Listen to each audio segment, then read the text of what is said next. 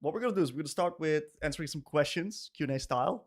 We're also what we're gonna do is if you guys have any questions, drop them in the chat, and I'll also make sure to answer those. So we're gonna start with just questions and answers.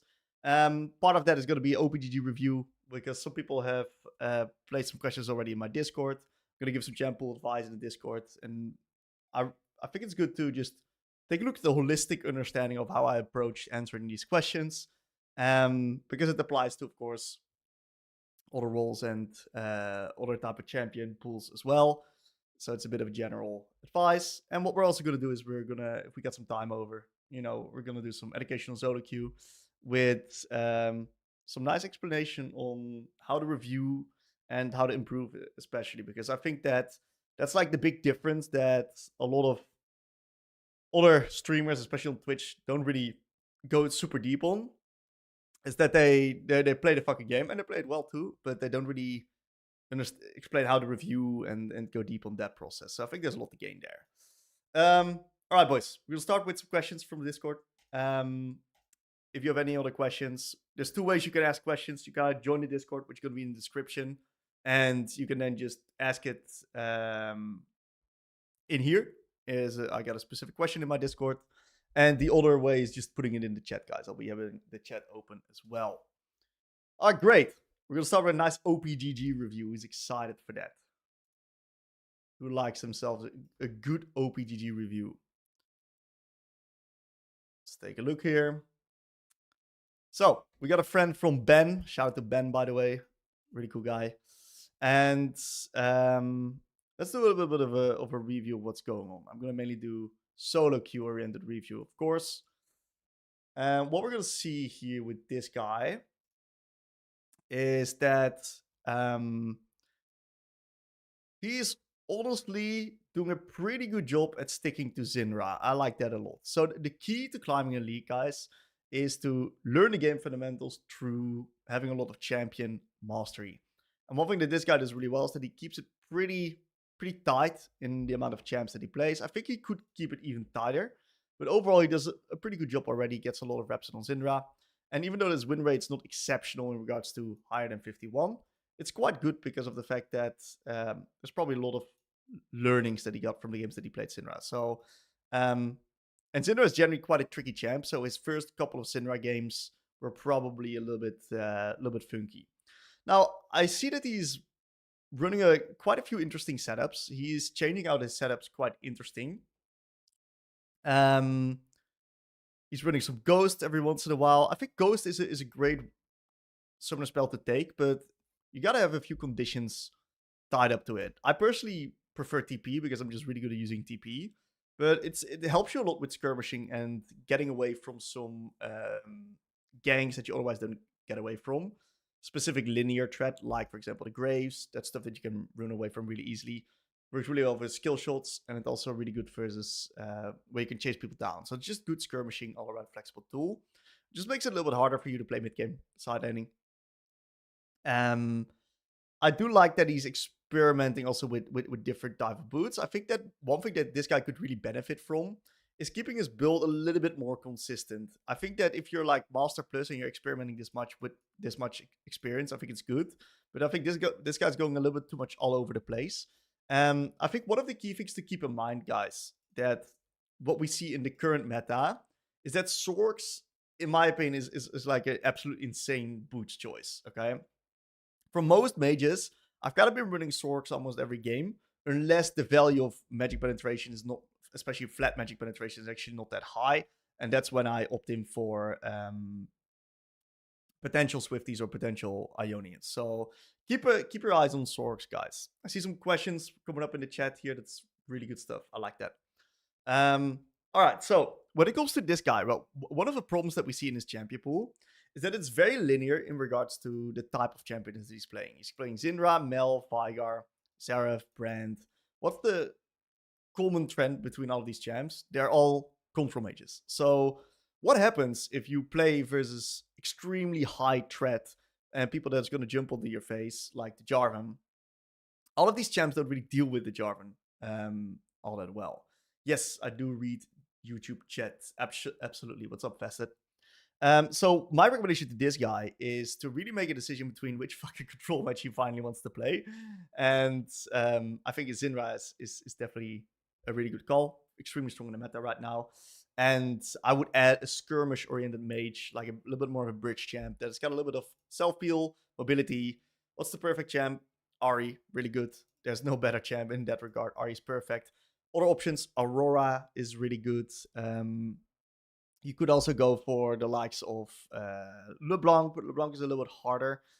There's just a couple of options. I like a little bit of mobility, a little bit of self-peel. So if I could give this guy a little bit of advice, is stick to the Zinra, add a little bit more of a self-peel, skirmish-oriented mage, and keep it coming. I think he's going to eventually be in a good point. And you might be wondering, right? He's got like 700 games with a 51% win rate. It looks bad.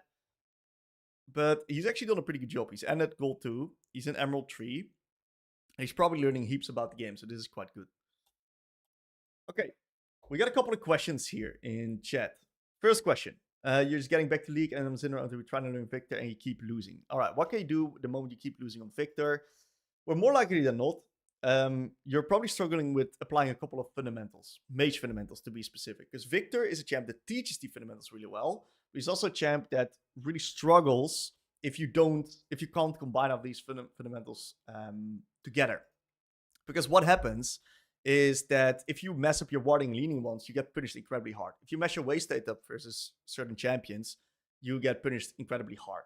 So the reality is you got to start with winning lane on Victor. If you win lane, we can at least move on from that point. But most importantly, look at if you win lane. If you don't win lane, you really got to ask yourself the question, okay, how comes I'm not winning lane? Look at your trades, look at your wave states before bad trades or before bad deaths, and then you're going to be in quite a good spot.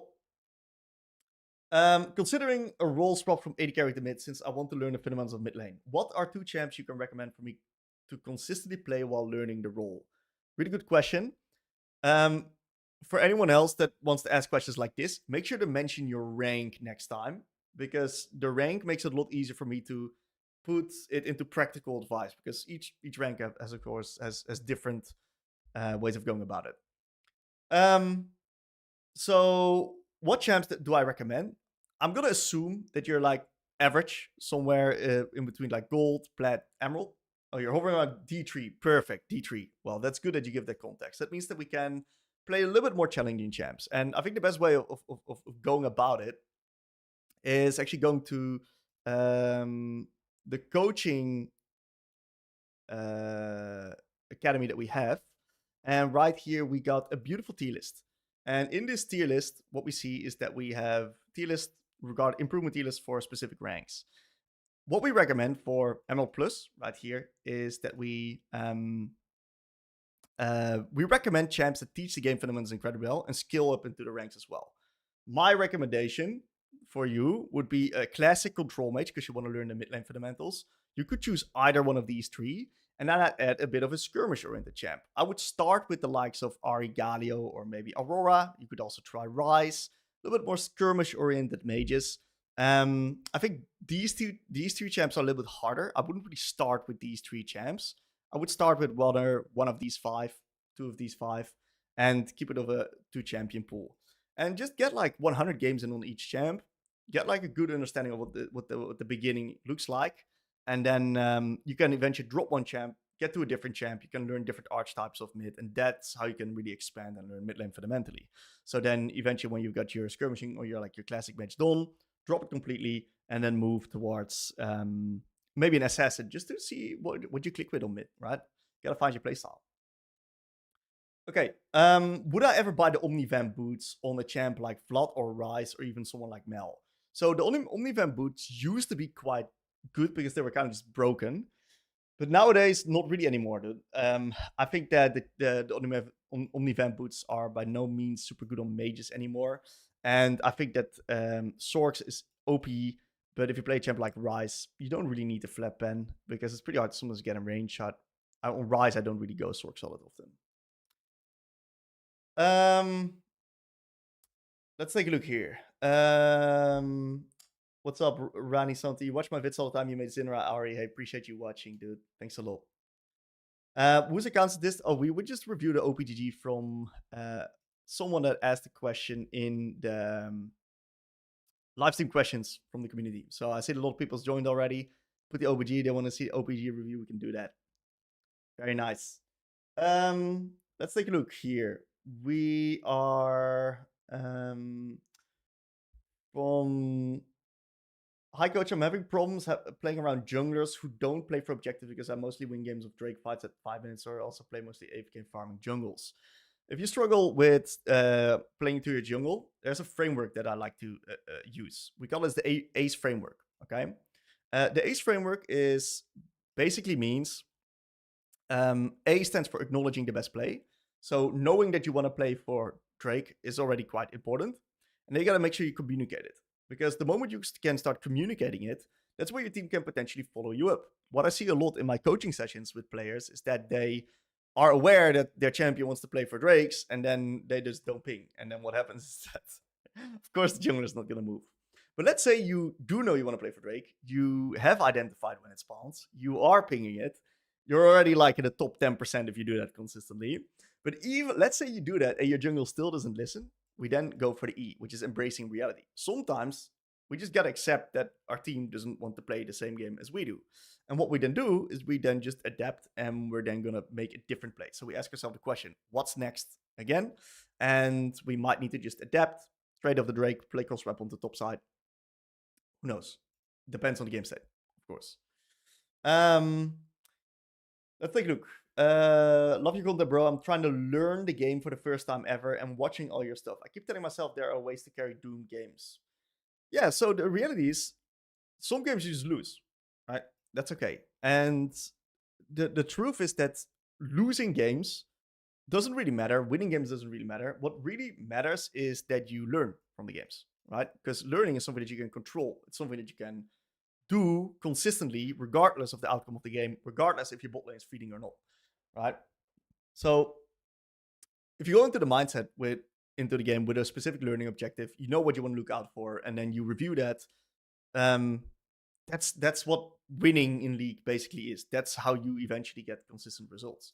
Because getting better, if you just get better, the rank will eventually follow. You play Wei in mid lane. Do you have any advice to win consistently on him? I have struggled roaming, I believe.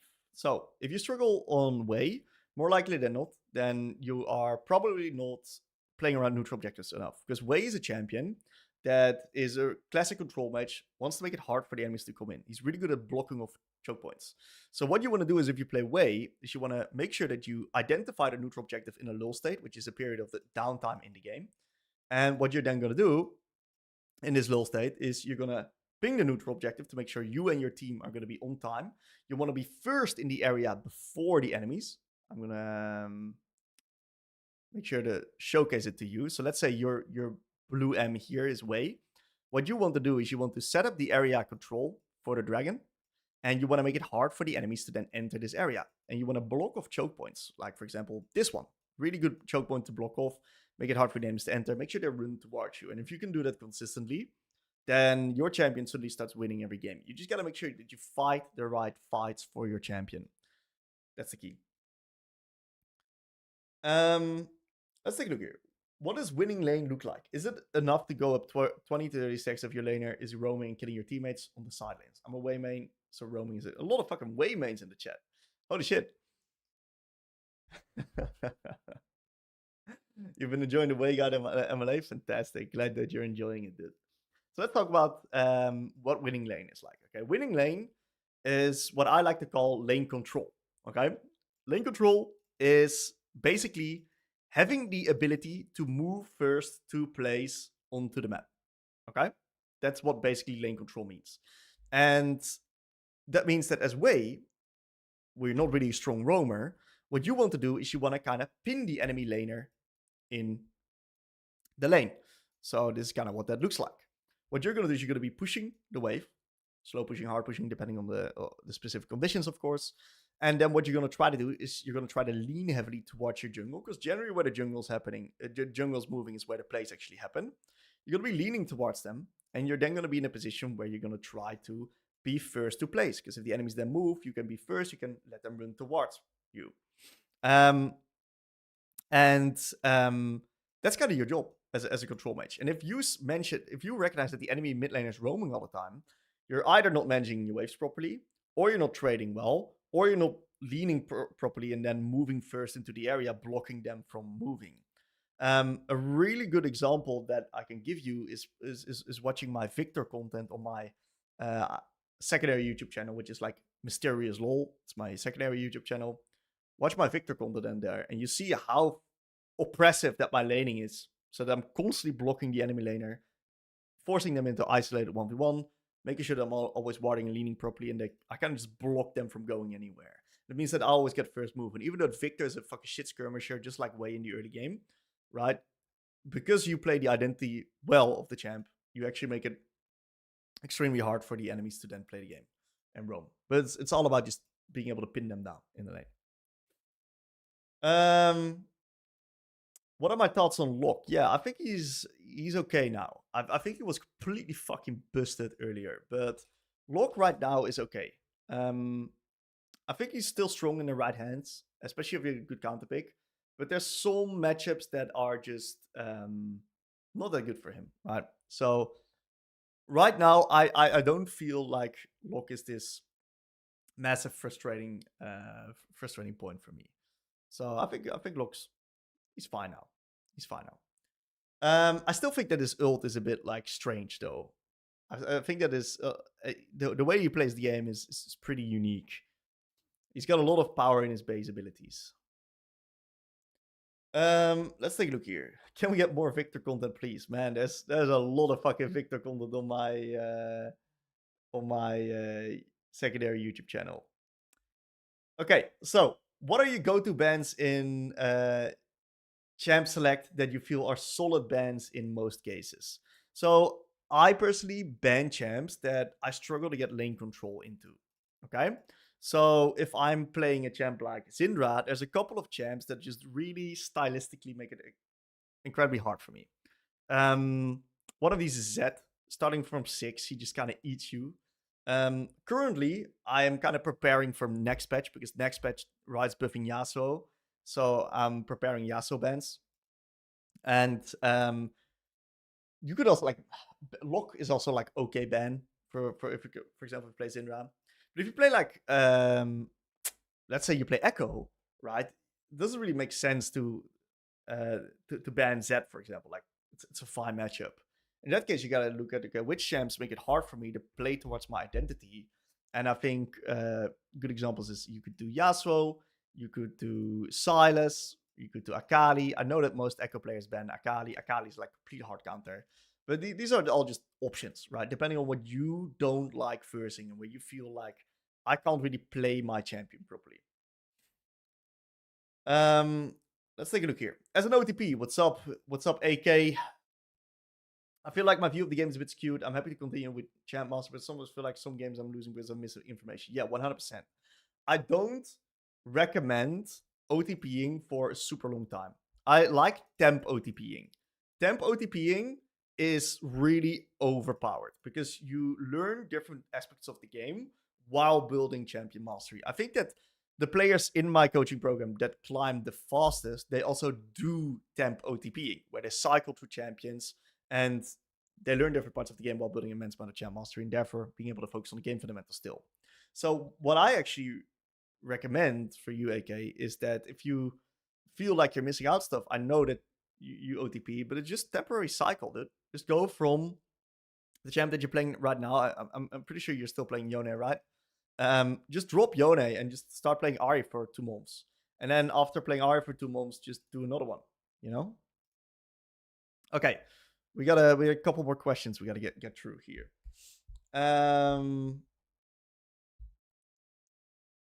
It's never enough when you love a champ. Yeah, it's true. Not enough Victor.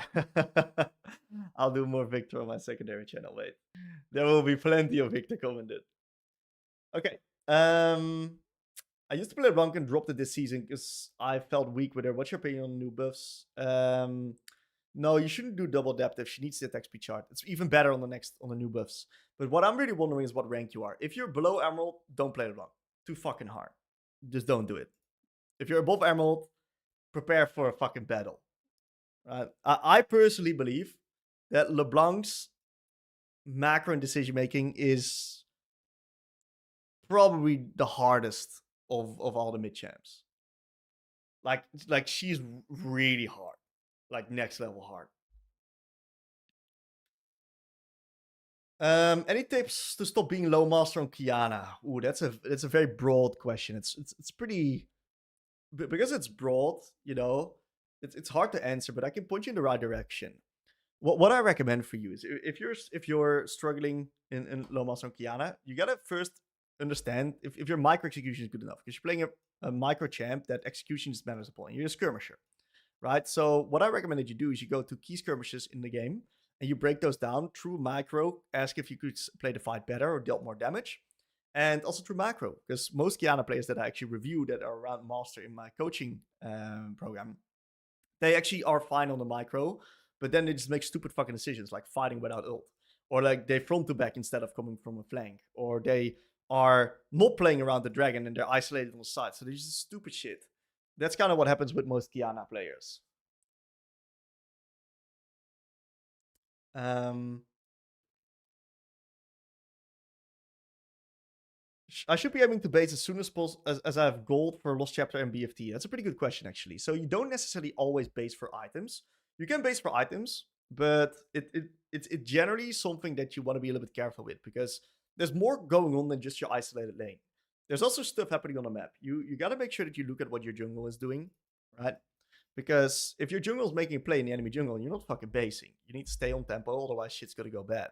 So you need to be a little bit more aware of what's happening on bot, what's happening on top, and what's happening on jungle. And if your team's on downtime and you got your spike, absolutely reset. What's up, General Snooze? Thank you for watching, brother. Okay, you struggle when playing against assassins. I'm picking Galio when the enemy team has much assassin champs to get to me, but I feel hard to carry when they don't have a competent team. Yeah, what's probably happening, Ryan, is that or Rainy, is that you don't have enough champion mastery on Galio. So you pick Galio as a pure counter pick, crutch, and what happens is that you're not good enough on the Galio itself, which leads you to not being sure what to do and what your role is in the game, leading to, of course, you not being able to carry and have impact. So Galio is, of course, a bit more of a secondary carry, but you can facilitate your team and really get shit done if you're active about it. So my recommendation, right, is stick to a small pool, learn to play the bad fucking matchups versus the assassins, and that's where you're going to actually learn a lot more. Most assassins are very trade oriented though, so if you struggle with assassins, you're probably struggling in the trading department. Let's take a look here. As a Rise Emerald OTP, I find it difficult to play some comms. My team without tank or engage, or enemy team with high range poke. What is a good game plan against such comms? Yeah, that's really good. So in those type of positions, you need to draw people to the side. Rise can draw people to the side, and he can create opportunities to then draw people in, create number advantages, force people to respond, and that puts him in a position where he can actually get close towards these longer range champs. So use the side. Whenever you struggle versus comms, Rise is a champ that can just really brute force and break through side. So use that. I'm a Victor mid. Your videos helped me climb from silver 4 to peaking plot 4, but the last 2 months I dropped to gold 4. I'm winning early, but mid and late game my macro is complete trash. Okay, focus on neutral objectives. What I need you to do, if you're winning early game, use the downtime of the game, lull states, to identify the next neutral objective. Make sure that you ping it so you and your team are moving towards the neutral objective. Create the front to back onto these neutral objectives, and then make sure that the enemies run towards you. So as long as you play and fight around these neutrals, you create front to back team fights, that's when your champ eventually wins the games. If you get isolated, you might get collapsed upon, and that's when shit might go bad. Would you recommend a Plat Orianna player pick Roa first into higher damage matchups? Or would you build Roa based on enemy team comp itself? So Roa is really good in 2 specific scenarios. Scenario number 1, you are playing versus a champion that is playing on thresholds and kill ranges, like, for example, assassins, like Kiana. Yeah, just burst-oriented assassins, Kiana, Fizz, really good examples. And that HP can then allow you to survive. It's also really good versus heavy poke matchups that you are needing to build Roa in otherwise you can't win. So if you go, for example, Orianna versus Victor, one of them goes Roa and the other one doesn't go Roa. What happens is that the one with Roa will win because they have got more sustain in the lane. and they can therefore get lane control. So if you don't go Roa and the other one goes Roa, you lose. But you got to keep in mind that there's also some matchups where it's okay to not go Roa, sit back, not get just be okay with losing a little bit of priority and therefore having maybe a bit more of a smoother spike. Because Roa, a lot of people think it's a scaling item. Yeah, it's nice at the upgrade of the level, but it's actually an early game item because of the Catalyst. Catalyst is fucking disgusting in the lane. I think they should nerf Catalyst, if you ask me. Let's take a look here. What's up, Mysterious? I'm hating playing Ari in gold platter. Do you think I should just sack every wave and babysit my team because I keep fighting without you? What's probably happening, right, is that you don't really know what tempo looks like. You probably are completely desyncing tempo. If your team's fighting without you, that isn't only a fault of your team. That's probably you messing up tempo one way or another. Okay, so go to those moments in the game where your team is fighting without you, rewind 30 to 60 seconds, ask yourself the question, how could I have been there? Or how could I have prevented my team from fighting? And if your team took the fight, make sure that you're at least on the same line as them so that you can at least get stuff in return. So let's talk about tempo lines for a second. What you want to do is you want to make sure that if you're in a side lane, for example, right, your team's fighting on mid and you're not able to be there, what happens is that they might lose the fight, but if you are pressuring up on bot right here or right here, you get an immense amount of money in return. So then it's okay. But if you're in base when this happens, then you fucked up one way or another, right? And you need to really figure out how you can sync tempo. And you can use the ACE framework for that with communication or adaptation on your end. So it's not an Ari problem. It's probably not... it might also be that you just don't fight properly. But you may be messing up your spells in fights. That you get strong, you participate in a fight, and you just misexecute. That's also a possibility. Yeah, so try to go to those positions in the review. And if you're unsure, get someone to help you. It can get very overwhelming if you don't know what to look for. Get someone to help you. Get a coaching session. It will really, really put you in the right direction. Okay. You don't know how to convert leads consistently. Well, it's lane control, it's tempo, it's neutral objectives. The idea of League is that it's a fighting game. At its highest level, what you want to do is you want to win the big fights in League, okay? And what happens is that it's your job as a mid laner or as any role to make sure that you get lane control, and then you turn that control into favorable fights. You can find many ways of taking favorable fights, either by number advantage, item advantage, positional advantage. I talked about that before, where if you're playing a mage, you want to control choke points, make it hard for people to enter. And what you do is you basically use your lead to force people to respond to wave states. For example, you're right here. You force the enemy mid laner to respond to wave states, and you can use that timer to create a 5v4 fight. Or you can use that timer where you force them to respond to a top lane wave state 30 seconds before Drake. You then move towards the dragon, and because you're here and the enemy mid laner needs to roam like this, what happens is that you get area control of the dragon, and that makes your fights advantageous. Okay.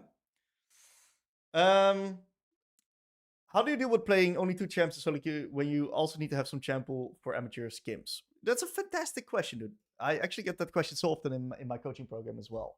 Because there's a lot of players that are really trying to climb, but also play amateur. What you do is you have a separate pool, okay? You have literally a solo queue pool, and you have an amateur pool.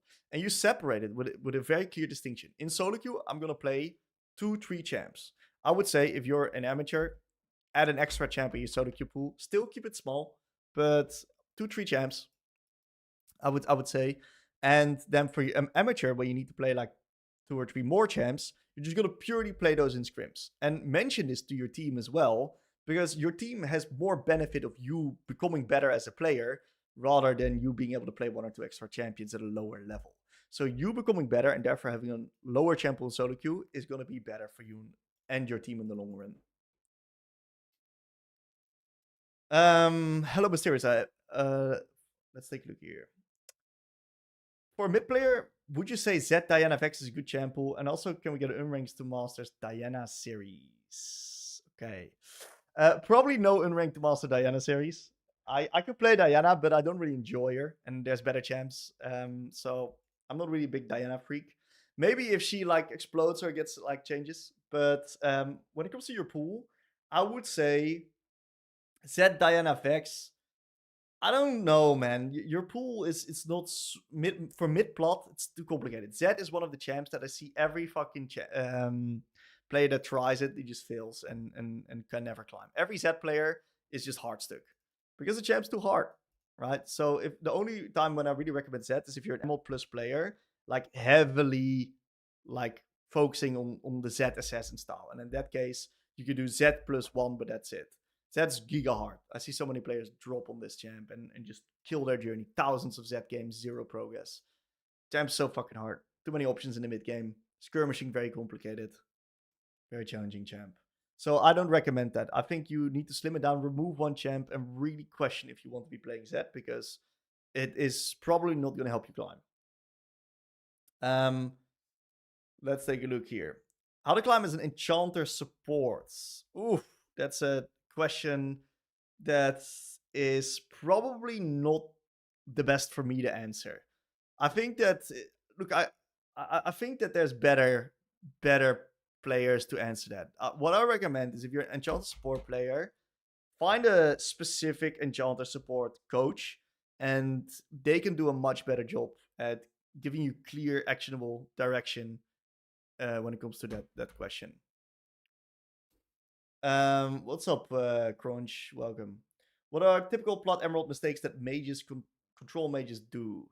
They get themselves killed. They don't know which side waves to push out.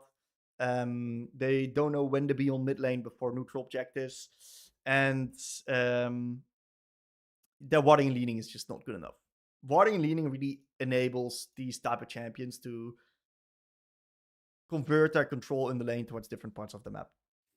You got another question. At what point do you want to stop prioritizing side lane group in the mid game? Yeah, generally you got to keep in mind that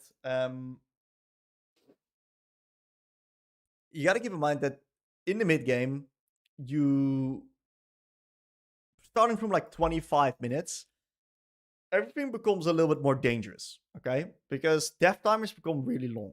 And if you are on the side lane and one of your teammates get picked off with a 45-second death timer, you're gonna lose Baron, all right? And the moment like this, the first Baron is like completely whatever.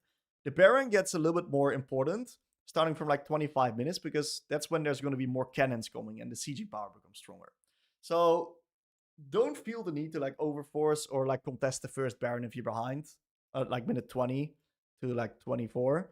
But starting from like minute 25, you need to be a little bit more in your A game and a little bit less deep side lane push outs, especially if you're mage. Move towards mid, ARAM a little bit more, look for picks. One pick can just change the game with the death timers.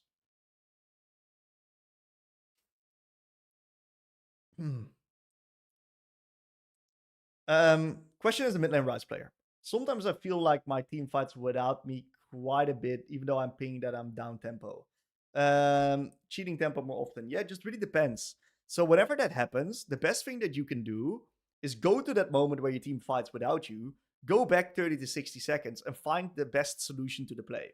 If you really need to reset because you're fucked on the resources, then pinging is the only option, right? And then if they fight with you in base, it is what it is. You can't really change that, right?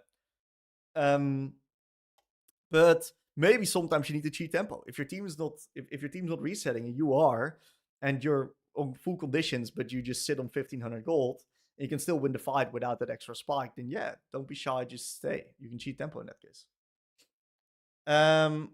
Any advice on how to close games against hard scaling mid like Kassa Asol? Yeah, neutral objectives. Neutral objectives are fight magnets. So what you do is you actually stack drakes, because the fourth drake is soul point that's going to force them to fight and contest. So what you do is you do every single time that a dragon spawns, especially towards the later part of the lane and mid game, 1.5 minute before, you ping it, let your team know. It's going to be a lot easier to them fight and translate your lead. Force fights around neutrals, basically. You play Syndra, Ahri, Galio. Want to play all the champs, but I want to climb to. And plot 3, should I climb to Emerald before trying champs like Sylas, Zoe? Yeah, for sure. Yeah, for sure. Yeah, your champs are giga hard. I would already say that your pool is too large for plot. I understand that you want to like play more because it's fun, but I would say make a distinction between Ahri and Galio. Choose between one of these two. You don't need the perfect pool for the perfect scenario. Ahri Syndra, Galio Syndra is perfect enough, and then your learning is going to be a little bit faster. But yeah, Silas is over hard as fuck, dude. It's gonna take you Silas especially. I've seen Silas, by the way, guys. Silas is a champ that I've seen ruin players. Okay, so let's talk about why Silas ruins players' climb. It's because of the of course the immense amount of options that this champion has in the mid game. This champ can almost do anything. Every game he's got a different identity due to the ults that he takes. His trading is very overcommittal, and once you're in, you can't really go out. You need to have a lot of information, a lot of game knowledge to make this champ work. Plus, he's a dopamine freak. What do I mean with a dopamine freak? Once you play Silas, you understand that you can just fight, you can stat check people, just go in and in and in, and you just lose track of everything else. And then eventually your brain kind of gets conditioned to the fact that you can fight all the time, and it gets bored if you're not fighting all the time. So you're taking shit fights all the time. I've seen players that are like just master. Back then, master was a big deal, right? Nowadays, master has 2 fucking KLP. But back then, master only had like 600 LP. I've seen a player from Master 100 LP drop down to Emerald 1 because he wanted to add sides to his pool, and it took him half a year to recover. Fucking brutal, dude. That champ ruins people. How do you keep calm when you're in a hard matchup game? So you try your best to win, but keep in mind that hard matchups, they're there to challenge you, right? It allows you to learn. So what you do is that you get into the mindset is, okay, I'm going to play the best league that I possibly can. And if I can't win, great. Then let's figure out the moments in the game where I felt like I could do something better. And you're going to review those. You're going to go to those moments and you're going to really try to see if there were different options or if you made small mistakes and how you could fix them. Okay, let's take a look here. You've been practicing a bit of Victor. Current rank is Emerald 1 with a pool of Ahri and Echo. What is the value of Victor? Too hard not to die the gangs on Victor. No, I actually think that Victor is great. I think Victor's really good. The problem is that you don't understand the threat assessment on Victor yet. Because you come from an Ahri and Echo background. What do these two champs have in common? They're slippery motherfuckers, both of them. Right? Both of these champs can get out of bad situations. But Victor is a champ that if you misstep or you don't water lean properly, you're fine. You're not fine. You die. So you just haven't built that skill yet. And I think that if you go for an elongated time playing Victor, right, I think you're going to actually learn a lot about threat assessment and jungle tracking and map awareness. So I don't think it's necessarily bad. You got to keep in mind that you've not developed that skill, and Victor punishes missing skills very hard.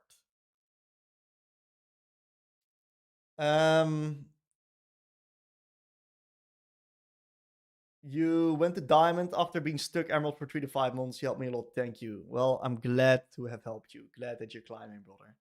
Great to see. All right. Your account has 51% win rate with 56% win rate with Garen, Silver Tree 0 LP, and I lose 21 LP and gain 19. Why? I don't think it matters. LP doesn't matter in that regard, man. So just don't look at the LP after you win or lose. What I want you to do is I want you to go into the game with a specific learning objective of something that you're trying to improve.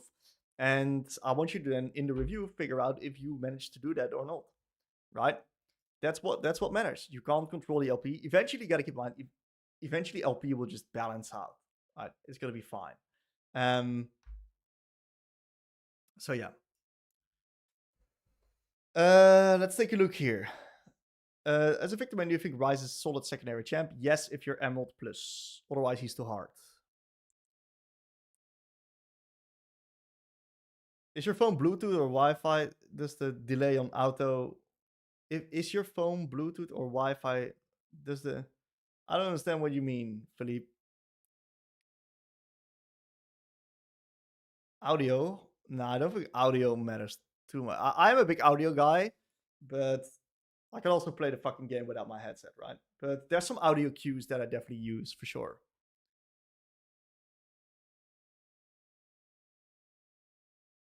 Remember that you said you don't recommend playing Zed, but I really want to climb with this champ. I played him for roughly a year OTP and watching VODs. Currently gold 2. Any advice on how to be consistent? Man, dude, you are standing straight in front of fucking Mount Everest right now. It's gonna be a tough journey. Fuck me, dude. Okay, so the thing that I see with a lot of Zed players, Okay, especially because there's multiple people that I've had in my coaching program that have coached around your rank on Z. And I've also said it very brutally to them, right? Most of them don't climb. I've had one of them, I think, climbed like a couple of 100 LP, but then they got stuck again, right? And what was the key thing for them is they didn't understand what a winning fight was. So they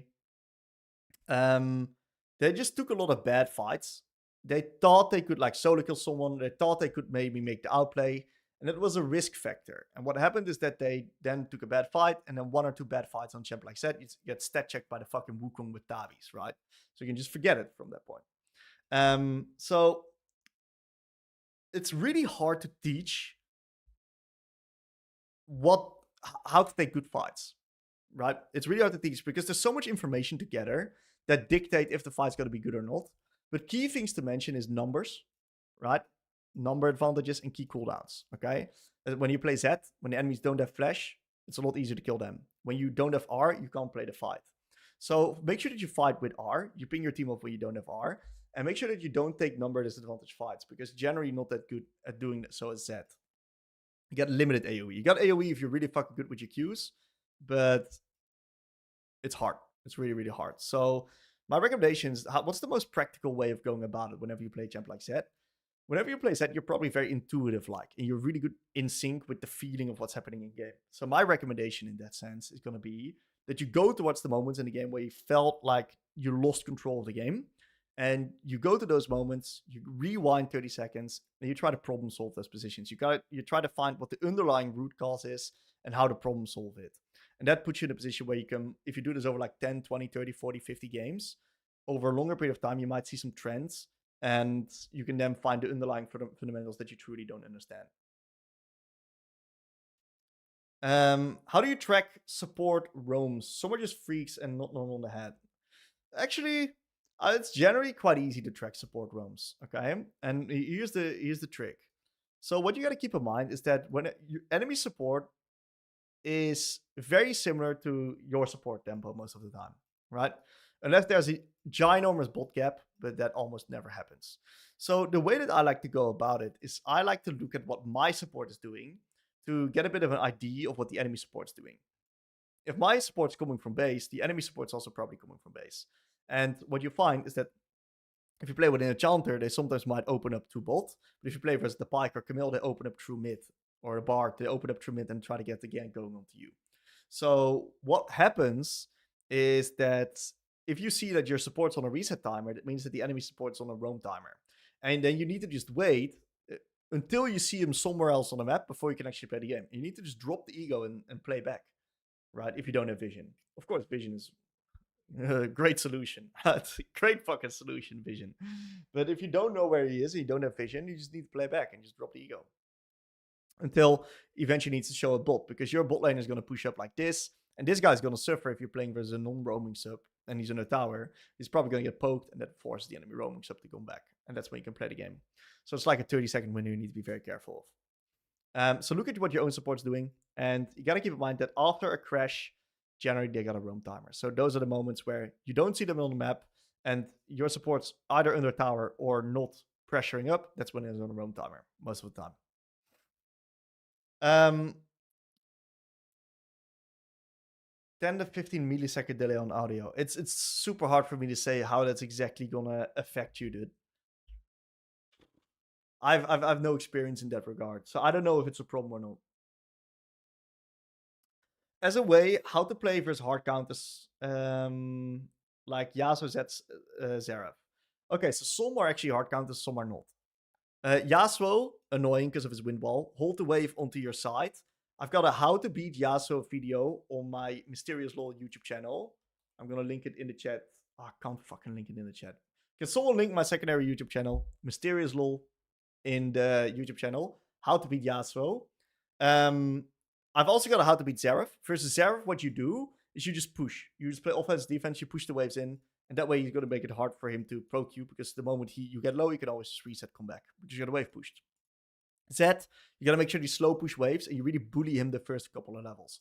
All 3 of these champs, I got a how to beat on my secondary YouTube channel. So check that one out. What's up, Eve? Appreciate your kind words, dude. How should the Victor Lock matchup go early? Okay, so what you got to keep in mind is that versus Lock, can't get hit by 3 nails. The moment you get hit by 3 nails, he's going to fuck you up. You want to make sure that you take small win-oriented trades where you slowly chip away at him. You're trying to make it hard for him to get close to you. The way that you do that is by slow building waves. Because if you don't slow push waves, you can also hold it on your side so he can't get onto you, right? So either hold it on your side or slow push waves. Otherwise, he's going to fuck you up. That's basically how it goes.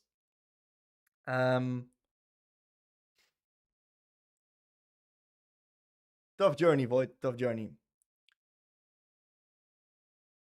If you push too much, yeah, you have to push into Zareth. And if you push, then you got to make sure you ward and lean properly so you can actually properly push, right? So warding and leaning complements your pushing, and that allows you to play the fundamentals properly. Okay. We got some more questions in the Discord here. Will I be resuming my climb to Chell? Yes. So a little bit of context for everybody. I was doing my climb to Chell on my Coach Mysterious account. And what happened is that I got like 2 games off. And then I went on a holiday. So I couldn't finish it. I had to also prepare all the content for my secondary YouTube channel. And I now DK'd. I haven't played ranked on this account in a while. So I'm gonna do a new climb, but I'll make sure I'm guaranteed that I know for a fact I'll reach it. It's just gonna take a little bit of time because the LP ranges are so fucking far that it takes a lot of time. Takes a lot of time to get there when it comes to the games. Well, how much did I DK? Yeah, so I've not played in over a month. So I DK'd literally from this to this right now. I haven't even played right now when coming back because after. Okay, so I'll give you guys a bit of context of what happened. So I prepared my content, so I couldn't play solo queue on the main. I was doing it on a secondary account because on the main I can't commentate when I play in challenger lobbies. I need to be hard focused, right? So I play like a couple hundred LP lower than that. I went on holiday. I came back, got sick. All right. Then a couple days later, my grandpa passed away. Then I got sick again. So I've had a fucking long time where I just couldn't really grind, unfortunately. And that happens, you know. That happens. That's okay. It yeah, that's just life. But we're getting back now. We're getting back now. So what happens is that I'm starting to play a little bit more solo queue on my mysterious account. I'm slowly climbing up here, and I think we're gonna do a game in a second on my mysterious account in a second. Okay, what other questions do we got here? Oh yeah, so I've got a video coming out on the Sunday, which is a really nice video on what climbing in League really takes, and it's going to cover this analogy here. It's a really, really good video. I really like it. It's simple to understand. It's practical. It's great. Personal questions from the man behind the camera. What would I be doing if I weren't a League coach content creator? Yeah, it's a good question. I think I would be organizing festivals, actually, because that was a study that I did. I'm a really big fan of hardstyle music, and I really enjoy going to festivals. I'm a freak when it comes to listening that music. I can listen to it all day. It makes me happy.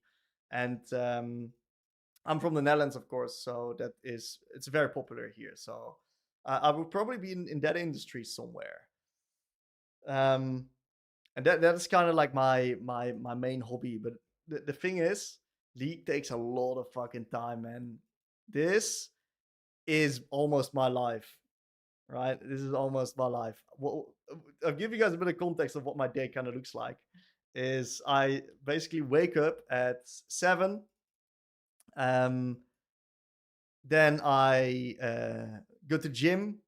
I then come back and get my breakfast. That's when I start answering questions, all the DMs and stuff. And some questions in the Discord, and I prepare some content for the coaching program, or we do matchup breakdowns, and sometimes I do some extra game commentaries that we upload there. And I then also prepare content because I do like daily videos, right? I prepare the content for my other channel, and then I record the content. Basically the rest of the day. And what happens is that when I'm done eventually with my work, generally my girlfriend is the one that gets my time, or I chill with some of my friends. That's basically how it goes. So I got that one big hobby. I like being active and going to the gym. It's something that I've really grown into. I hated it last year, but the moment I went basically into the improvement focused mindset in the gym, stuff started to really pick up, and I really enjoy every morning going there. And yeah, that's kind of what I do. Dude. I'm telling you, this shit takes a lot of fucking time, but it's fun. So I like it. Appreciate y'all, guys. Appreciate y'all in the chat. Um, let's take a look here. Let's do this one. Is Cassiopeia, Swain, Lissandra, and Talia good champ people focus around Cassiopeia's OTP? Okay, really good question. So all of these champs are medium range, guys. Talia's probably longest range, but all of these champs are quite unique in medium range. And they really struggle versus like longer range control mages. So this is a pool you don't really want to have. If you want to have Cassiopeia in your pool, you got like a bit of a mage-like champ, but it's a battle mage, and she's a really strong lane. What I really recommend is that you also add a champion that has a little bit longer range or functions better into longer range. You can go in many different directions. You can go into the direction of an assassin, but it can sometimes be hard to play assassin and Cassiopeia. Assassin and Cassiopeia in combination. And what I actually think that's a great complement to your champ is like a longer range control mage with like a go button. I think Syndra Cassio is fucking insane pool right now. All these champs they're very good counter picks, all of these champs, right? But mediocre blinds, very clear weaknesses. And I think that also combining this many champs with the same identity is not really the best fit. But Cassio's completely fucking OP right now, so you can just pick it every game and win. That champ's so broken, dude. Cassio's so broken. Nerf Cassio. So yeah, do Cassio +1, get good at one other champ, Kroll, and I would recommend a champ that deals with range, which is what your champ doesn't do well. And you can do many options depending on what you like. Okay, let's do a question from the chat here. Champs like Ahri, when should I give the wave and help jungle or bot? I need to stay clear the wave, even though it means my opponent has time to move early. So generally, you got to keep in mind what the expectation value is of the fight actually happening. Because if a fight is guaranteed to happen, you just move and play with your ult. But if you're unsure if the fight's actually happening, what you do is that you can maybe ping back, right? But if you guaranteed know that the fight's happening and you're up on conditions with your ult, you definitely move, because that one wave is not going to be as important as the fight. That's kind of the thing to keep in mind.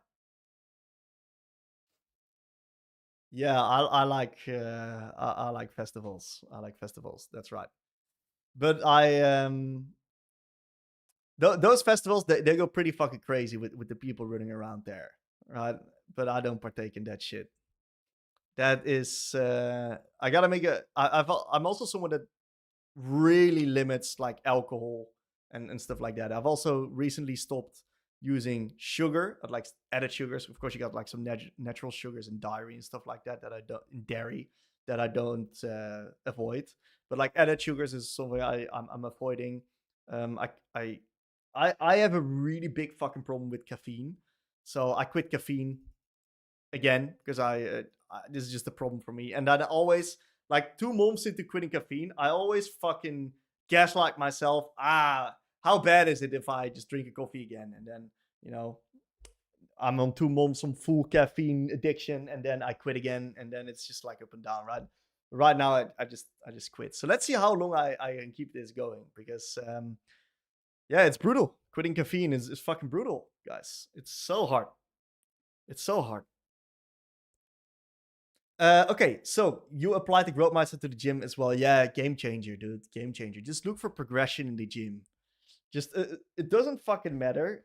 Eventually, your body will change, of course, but it doesn't fucking matter when that happens. As long as you book progress and you become slightly stronger, it works. And I have a friend that's pretty fucking jacked. So, and I told him how hard stuck I was with my mindset, and he said, okay, all you need to do is just get to an X amount of repetitions.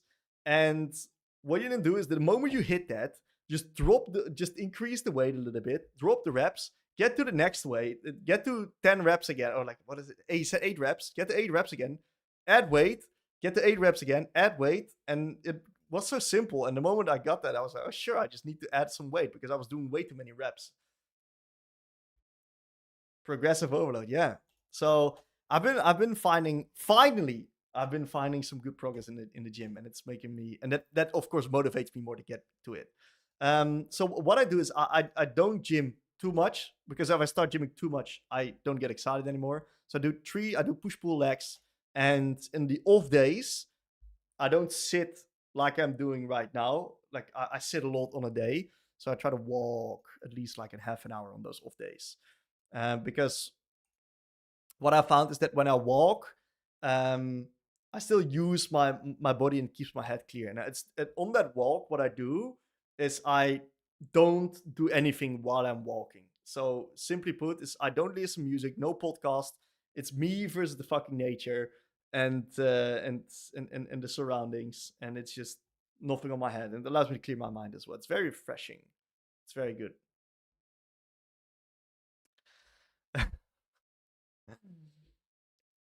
Let's take a look here. What do I think about Mandate Syndra? Look, I tried it. I personally don't like it because I feel like my Q is never on cooldown, and I always use my Q in areas to pre-play stuff, right? So I'm not a big fan of the build. I like BFT. Pros don't like it either. They're also not going it. They're also going BFT. But pros sometimes fuck up their builds. But I've not found much liking to the build. It's a fine build, I think, though. But I don't like it. With Victor main pick at Emerald 1, should I blind tail Masters or have a pocket pick like Vigar? So it's not good to have a pocket pick like Vigar, because Vigar is like Victor 2.0, but then different, right? It's just a control mage. So you don't want to have a control mage with another control mage in the pool, because there's a lot of overlap. You can do it if you like really want to play like only Victor as an OTP and just do it as a backup pick, then Vigar is fine. But if you want to like eventually build out a bigger pool, then I recommend doing skirmisher mage like Ahri or anything like that. Ahri, Aurora, Galio is fantastic. Those are great champs. Yeah, I'm addicted to riding. It's because this is also what I do when I coach people, right? I'm just constantly visually doing stuff like that. My riding is ugly as hell.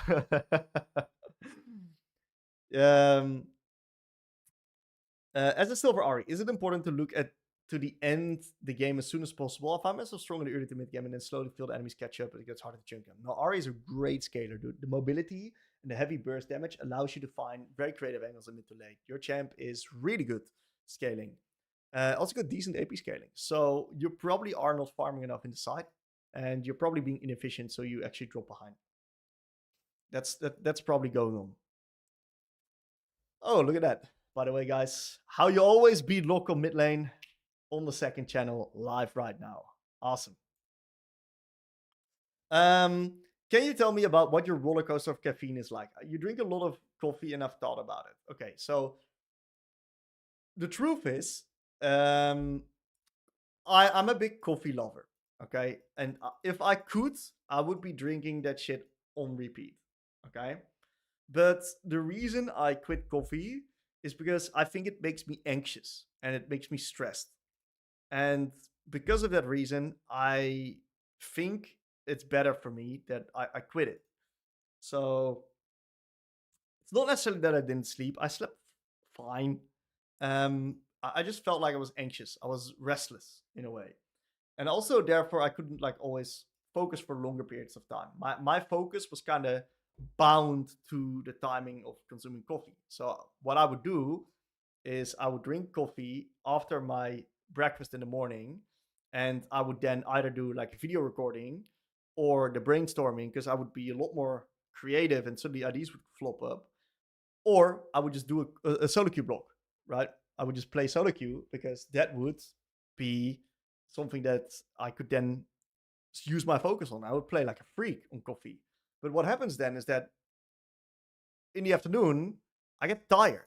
It's not really tired, but I just get less focused and less motivated to do stuff. So I think and I feel the anxiety throughout the entire day. I feel like it hits me in my face muscles. It just I also clench at night sometimes, and that fucks me up, dude.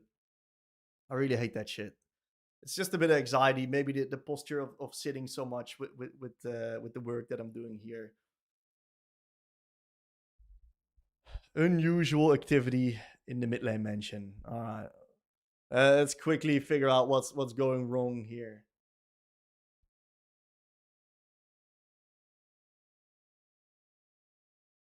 Oh, that's fine. A lot of people joining. Hey, that's a good thing. Welcome everybody. Welcome everybody. Welcome everybody. Okay. You're way OTP and also struggling to pick a little broader pool. So what you need to understand is that if you're an OTP, you are gonna fucking suck on other champs. Okay, you're gonna suck on other champs for a second. So you're gonna suck on different champs because you only play the control mage playstyle.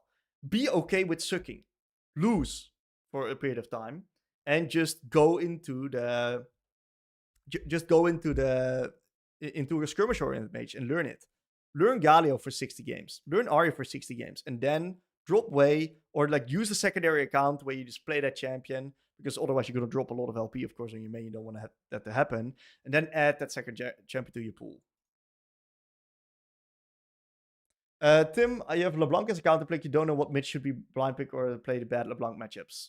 If you have LeBlanc only as a counter pick, very rough. She's a very strong counter pick, but the problem with LeBlanc is that you need so much champion mastery on this champ to consistently win games that I don't know if it's worth only having as a counter pick. I think it's better to also blind her in that case. But I would, what I recommend is like a classic mage with LeBlanc, because LeBlanc doesn't like isolated lanes. So I think Victor is a great complementary champ because he likes isolated lanes and he can deal better with tanks because he has more flexibility. That's when you grab another reducer. Yeah, that's when I can't fucking sleep. When should I? Yeah, it's an interesting take, AK. When should I build Ludus on Syndra? Never. Never. Always go Blackfire. Ludens is not a good item. Any advice for someone who's trying to break through Masters, kind of peeking D1, D2, D1 as jungle? Can't tell if scaling jungle skirmish league. Okay, Vikrov. There's this guy. Coach Hirai. Okay? There's this guy right here. If you want to break through jungle, watch this guy. Okay? Watch this guy. This guy's the fucking goat, dude. This guy's the jungle goat. So, one of the key things to keep in mind when you're jungling is I'm going to give you some advice, right? Because I also actually am used to be a jungler. I've played jungle. So, one of the key things to note is that you do not want to forgo your camps and go for inconsistent plays. As jungler, consistency is key. So make sure you pop your full clear, and then you make plays at the downtime, and then you pop the full clear again. Don't skip too many camps. Of course, there's some positions where you can do that, but really value farming your consistency because it's consistent resources. You need to also be hyper aware when not to go for plays, to go for consistencies.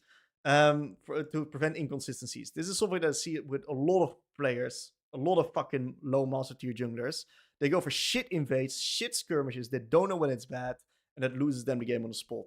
Once you fall behind this jungle, shit gets really brutal. Let's take a look here. You tried caffeine-free coffee? Yeah, there's still a bit of caffeine in there, and I'm not sure how clean the removal process of that caffeine is. You know, I don't know what chemicals they use for that shit, and the taste is not something super to my liking. So I've not personally really vibed with that. You know. Hey, you started watching me 3 weeks ago. You climbed from plot to the down. What the fuck? I should screenshot this. That's the title of my next. That's the thumbnail of my next YouTube video. Hey man, that's insane. That's insane, dude. Well done. Yeah. Look, the truth is, probably most of the skill you already possessed. I just pointed you in the right direction. So be proud of yourself, man. You did that climb, especially. Okay. Okay, yeah, let's check your OBGG. Saint DeLuca. Well, if you keep it up, dude, you're gonna be nearing master soon, which is a great achievement.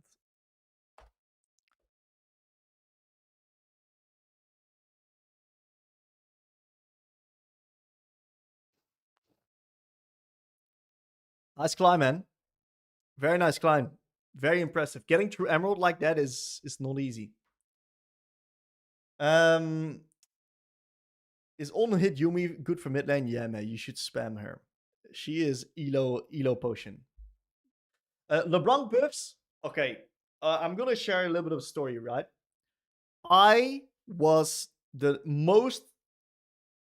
biggest LeBlanc freak ever before they changed her rework, like her visuals and the attack speed ratio. The moment they started touching her models and the attack speed ratio, I fucking puked. I couldn't stand playing that champion. And she was my favorite champ, right? So that was really, really, really, really, really, really, really brutal for me. I hope that the attack speed ratio changes, make her feel smooth again, because I feel I sometimes cancel out the attacks. It feels clunky as fuck. So I hope that solves it. And I'm really stoked to play her some more. Yeah, the LeBlanc rework was the worst thing they ever did. The skins, the way they butchered my favorite skin, Championship LeBlanc was my favorite skin. I can't play that skin anymore. It's so clunky right now, man. Someone please clip this and send it to Riot Games, and please tell them to revert the LeBlanc change. Like, keep the base model, but give me back the old Championship and IG skins. They were like so good, man. They were goated. Okay, so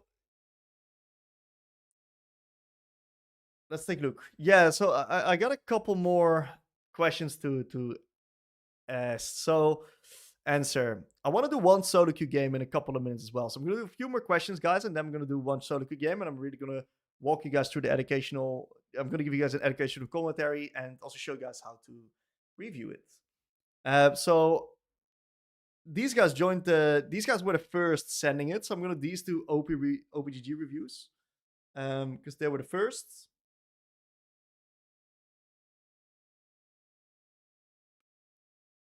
Let's do it here.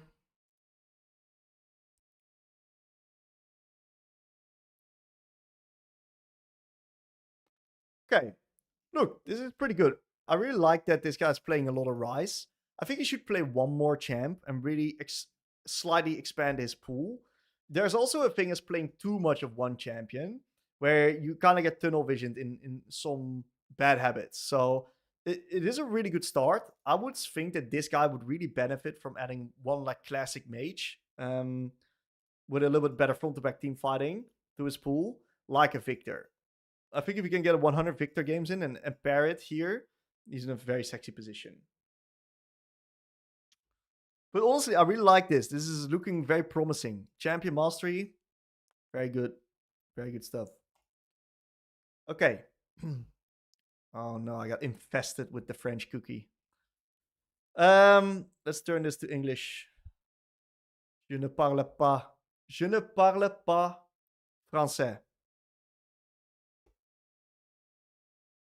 I might have butchered it actually. Okay, so this is pretty alright. I like the fact that he's keeping a very solid champion pool. Look, he's having a lot of success on Akshan, less on Ahri. This guy probably doesn't know how to win games on Ahri. Seems like he's struggling. He's building some strange items here and there as well. You're comparing Lucidity. You never barely, rarely combine Ionian Boots of Lucidity with Shadowflame. Because Magic Pen is stacks, guys. You don't want to be having both of these at the same time, because the value of Magic Pen only gets higher the more flat pen you have. Okay? So if you go Shadowflame, you want to go Sorks. If you go Ionians, the value of Shadowflame is actually not that high. So we got some build issues here.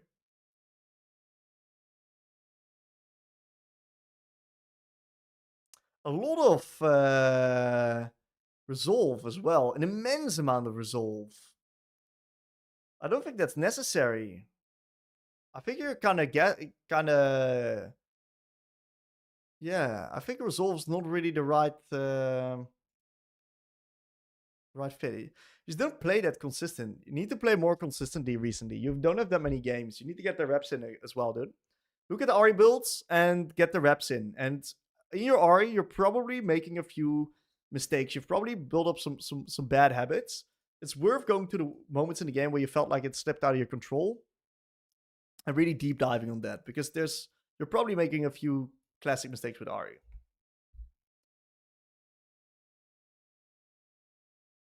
There's a lot of Ari mid, dude. For Kata, you don't need bone plating or this. I mean, Irelia is possible, but she has a really easy time proccing it off as well. If you go for Zarelli, you need to go in flinching. You don't need it in the Mordekaiser as well. There's way better runes to take. Way better runes to take. Okay, so let's do a couple more questions from chat, guys. And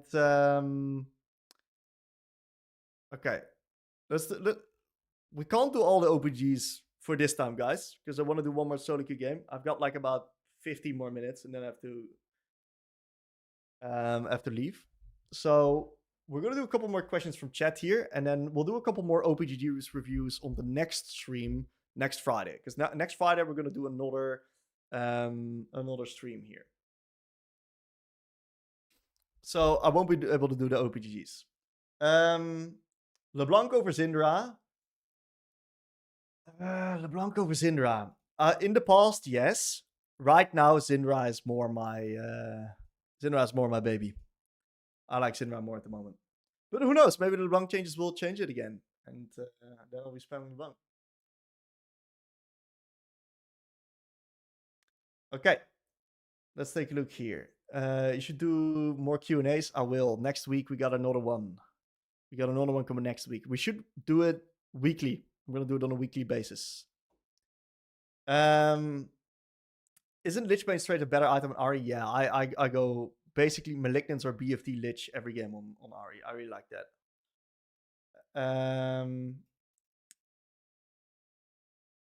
Yes, streaming on YouTube today.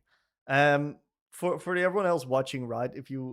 I will stream tomorrow and Sunday. I'll stream on Twitch again. I'll do more gameplay focus, not Q&A. This is really giving you guys feedback and really doing Q&A on actually climbing. And on Twitch, I do more gameplay photos where you can watch me play the game. It will be educational. I'll always be doing educational commentaries and teach you the game through that. But it's going to be mid lane specifically. This is a little bit more broad. You're trying to add LeBlanc and Syndra to your champ pool. That means that you already have an existing champ pool and you add two champs that are really hard. Probably not the smartest move. Keep your champ pool tight, right? Maybe drop a champ and then add one of these. But if you add a champ, don't do it at the same time. Add one champ at a time. Learn one champ at a time. Thoughts on Akshan? Really hard, but very OP if you know how to play him. When it comes to baiting abilities in lane, what's the X factor between High Chal and Master? Movement battles, psychology in movement, because and spacing precision. Because what a lot of people really get caught off guard with is if you actually precisely space the spell, and that incentivizes them to throw it. But a lot of Master players, they don't know the ranges close and clean enough, which leads them to make a mistake and get hit, or just not incentivize the ability to be thrown. The Challenger laning phase, there's a lot of movement battles, a lot of faking, a lot of acting. There's a lot of psychology going on there.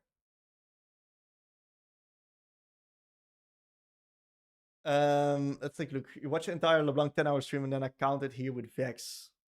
Dude, Vex is actually not a LeBlanc counter. It's fake. It's a fake counter. People think it's a counter, but it's a fake counter.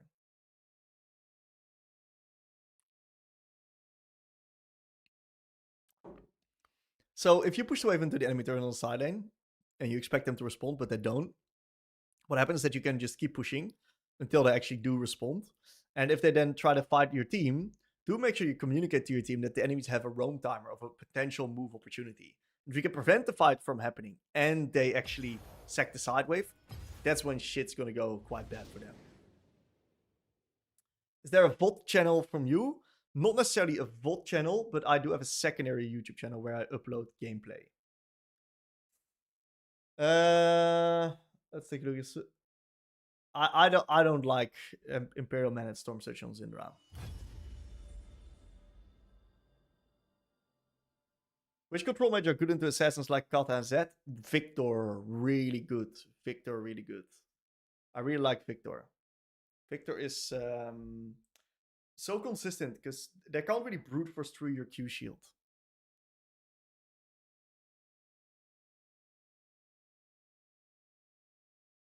What's a good process to have to get better in laning? Yeah, so you gotta keep in mind that laning is it has multiple factors in it, right? You can't just look and say, I want to get better at laning. No, what you gotta do is you gotta look at the individual fundamentals in the lane and really chunk it down to something that is a lot easier to then improve at. So what of lane do you want to improve? Is it your wave management? Is it your trading? Is it your jungle tracking? Is it your warding and leaning? Is it your spacing? Is it your spell usage? Is it your matchup understanding? What is it that you need to improve? Fuck me, dude.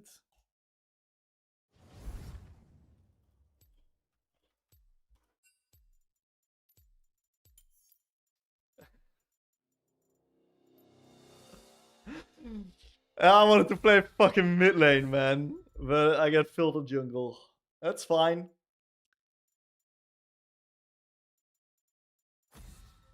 That's fine. I might need to go Diana. What's a jungle I don't want to first? I think Graves is complete broken right now. End of the line. It's fine, I can jungle.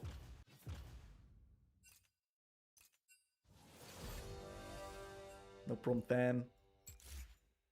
I will lock in Diana.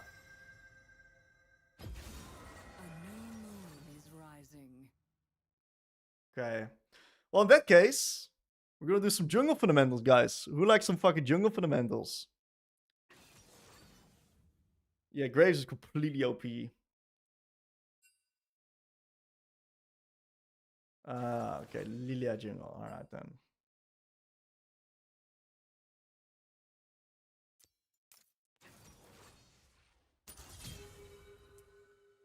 Well, runes do people take on this champion nowadays? I think this is what they take. Guys, life hack. LOL VVV. Type in the champ that you want the runes for, and just check what the pros do and just copy it. If you have no fucking clue yourself. Okay, seems like I was on the right track. I just need attack speed instead of haste.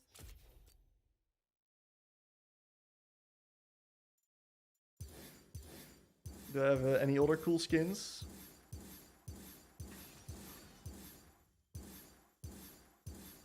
I think this one is pretty cool.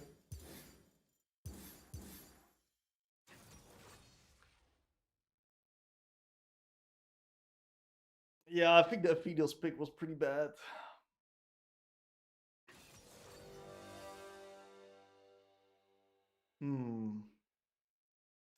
I think I might need to clear into top this game.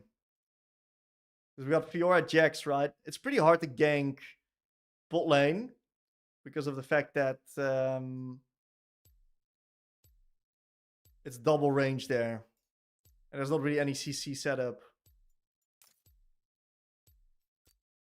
I don't really like pathing into top.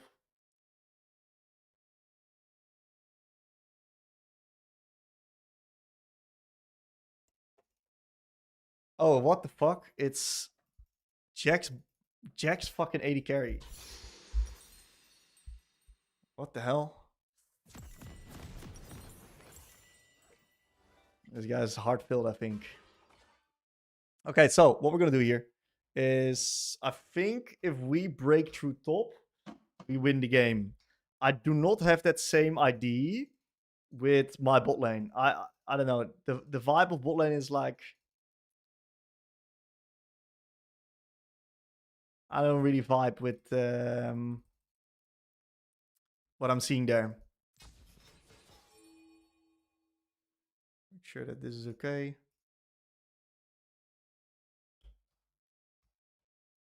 Start blue buff.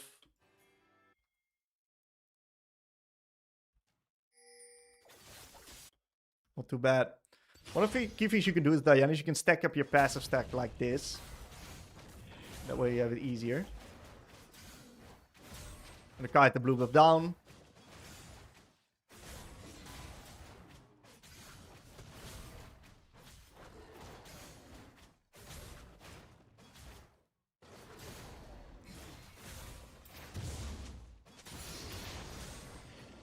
Misclicked.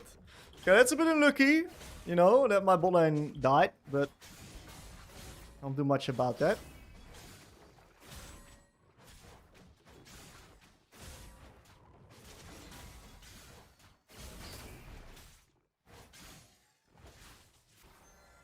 We're just gonna pop full clear.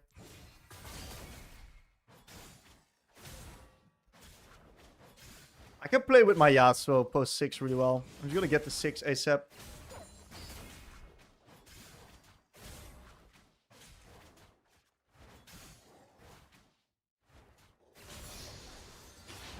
Not too bad. Bit unlucky that I get minion blocked into this ward. Now everyone knows what I'm doing. It's okay though.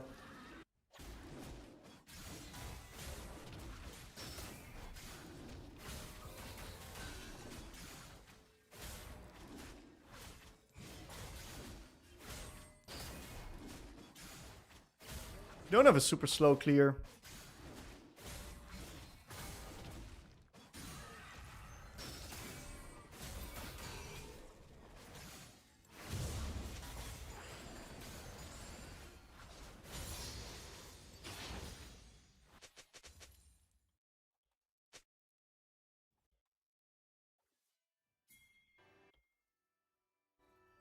Pretty sure he's got this warded.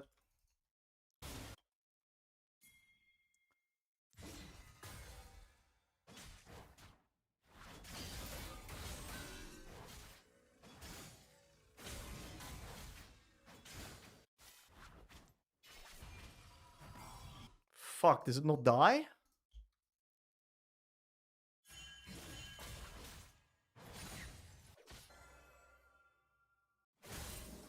Oh, that's a stinker. It's fine. I'm well on time for that one. Okay, so when we go Dusk and Dawn, you really want to get this item. When you're second clear, I generally tend to go for Sweeper already, because if I want to look for ganks, I want to block out enemy vision. Yeah, it's not looking too good on bot lane.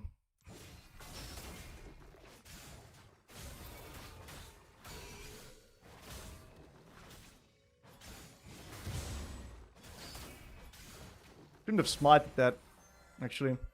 So I'm way too fast for this next camp. It was a really bad smite.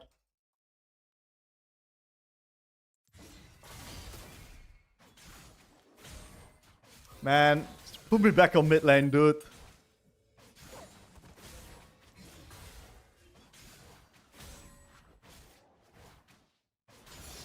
I want to trade again.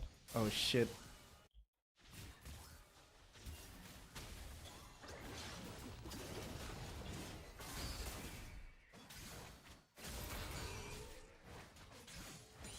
We don't really have good anti-Jax tools in our team. This guy gets fed, then we just kind of lose the game. Ooh, could have maybe killed him there. I think he's really, really, really greedy.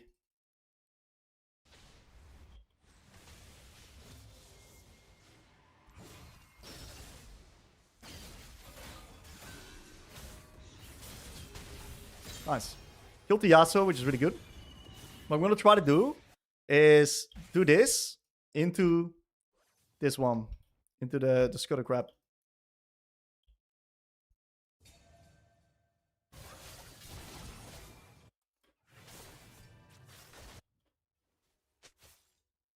Not super ideal. I need this one first.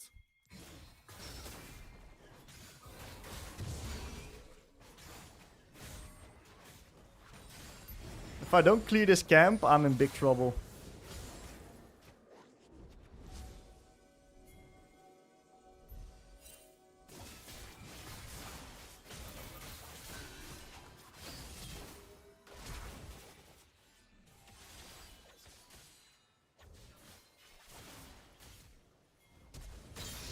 Not bad.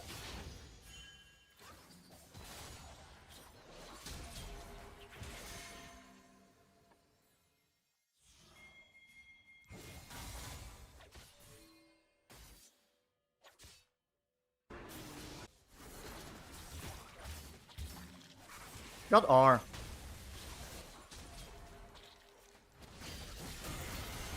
Bro, is my ass so drunk?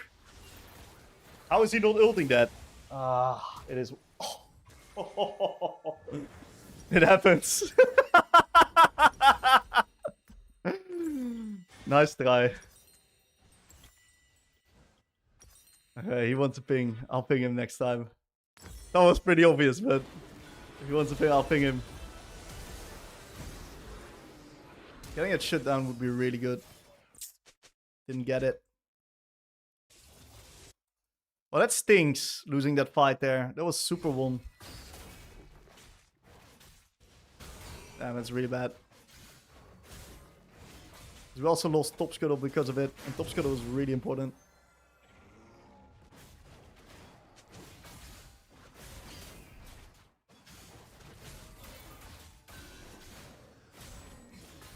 I'm just gonna pop another full clear into top. Yeah, I think that's not playable, dude. Sometimes you gotta just accept the fact that you can't. I can't do anything versus the Jax. I'm gonna mute him too. If I move bot, it's just gonna be annihilation. I wanna keep playing with these guys on top.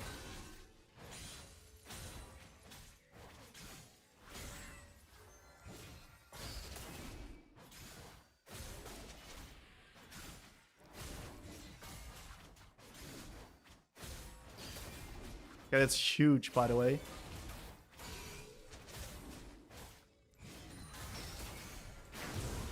We're gonna do this, and then we're gonna do the grubbies.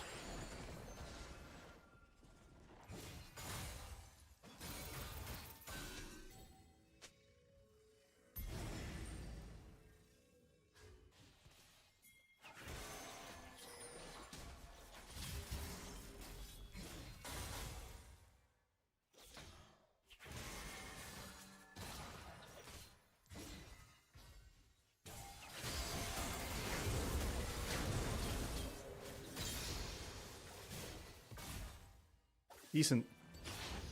Yasuo died as well.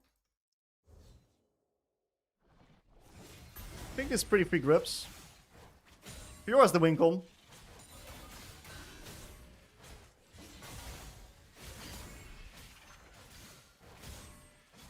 These grips are great to get, especially because my camps are on cooldown.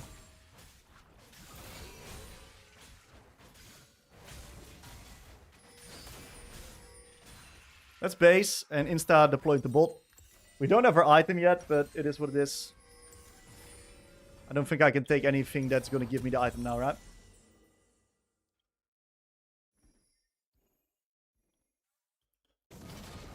Oh, this guy is such a problem. I think my Fiora should beat him in a 1v1 later, though. Because Fiora is actually quite good.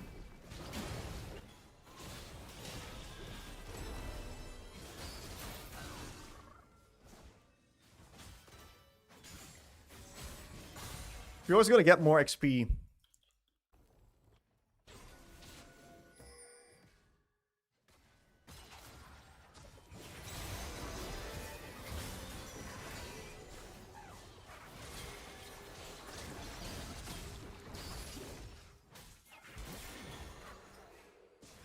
Oh, bot lane is a fucking disaster. It is an absolute disaster there.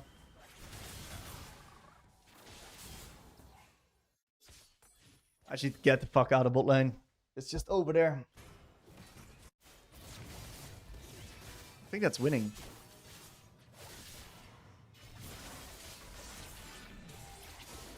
Whew, that's huge. Okay, I'm gonna pop a bot the top here. I do need to go bot to clear my camps. Oh, damn, dude. Maybe Lulu Ints here? Probably not.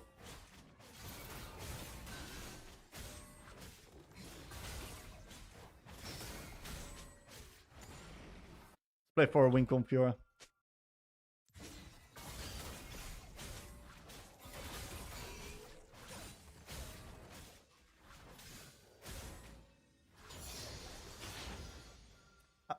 Alright. So they're swapping lanes now, which means that I have to move bot.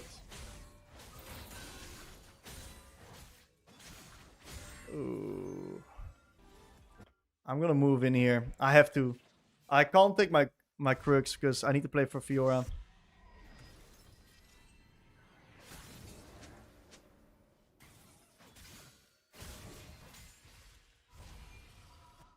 Fake reset here. We're gonna scan this area.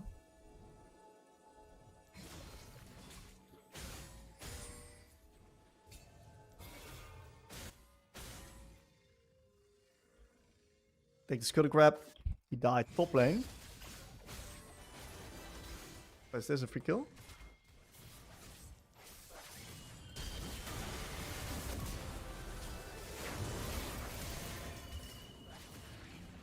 Bit unlucky.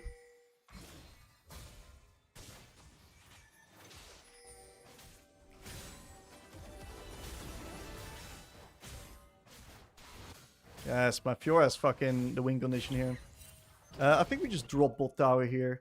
The faster this drops, the better it's gonna be. Then we can actually get the farm. So I hope he kills it fast.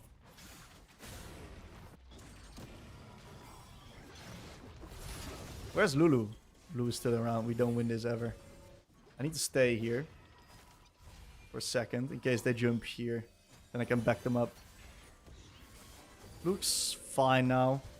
Since I'm solo AP, I'll go Sorks.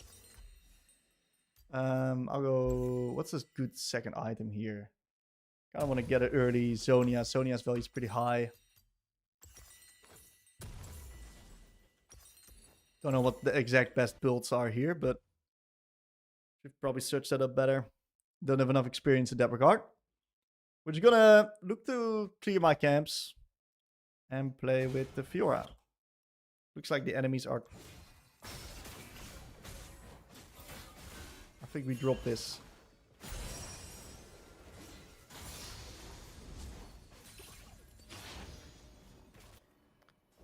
Honestly, okay.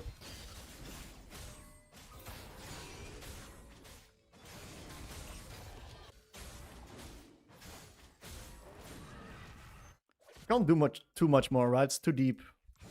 I'm just popping a full clear here.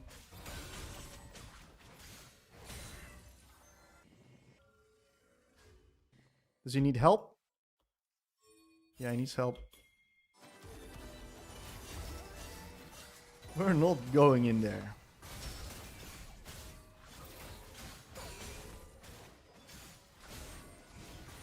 Losing mid turret would actually suck, so I'm defending this.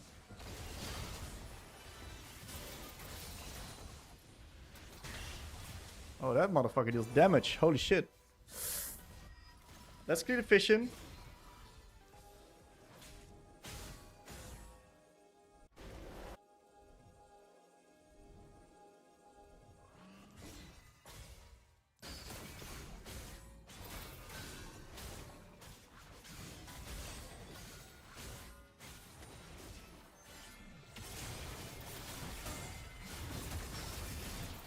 One second on my W. So it was a little bit unlucky because what I thought would happen there is that the R wouldn't hit me. 1 for 1. It's not terrible. Not ideal though. Dying gas pretty shit. If I had my W, I probably would have lived. Yone is pretty strong right now because he got Borg Spike, right? We got Drake coming up in 30. Is this a playable objective? It might be. It might be. I got a control right now. I'm going to deploy into bot side. We don't have Seraphine ult. That is pretty bad.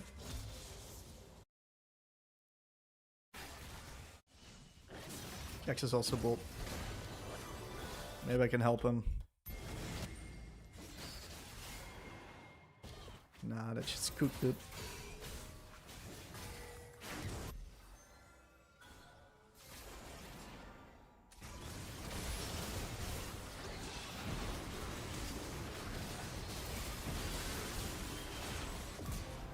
Big shit down. I can't help her more. Let's push up mid. If we fight a little bit less split, it might actually be playable there.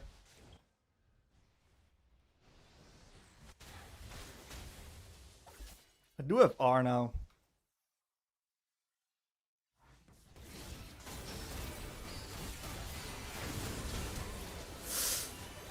Do I have him?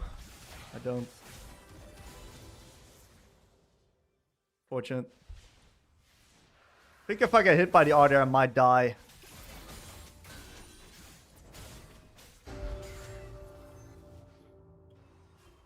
I need to clear towards my Fiora.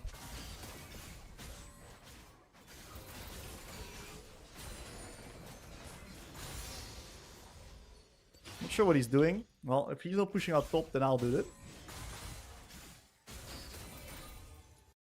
Okay. 2 people bot, 1 mid. Where's Yone? If Yone shows top, I'm in deep trouble. He might. Pretty sure he will. He will. He's got another lane to go to. What I can... Yeah. This is free, actually. I don't have R, but still playable.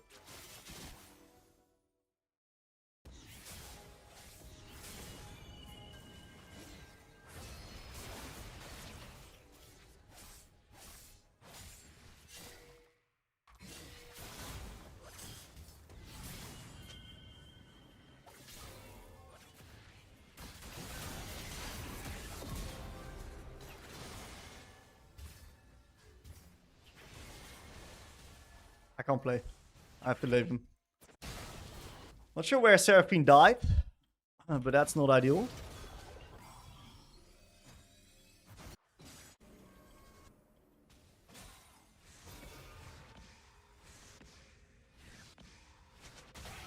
Nice skill shot, bro.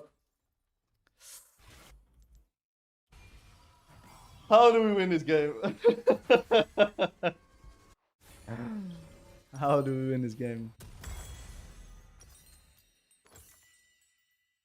I need to find a way to, like, play around Yasuo, Fiora. Damn, the Jax just soaked my bot side. We also have, like, 0 wards on the map. Okay, that's up at least.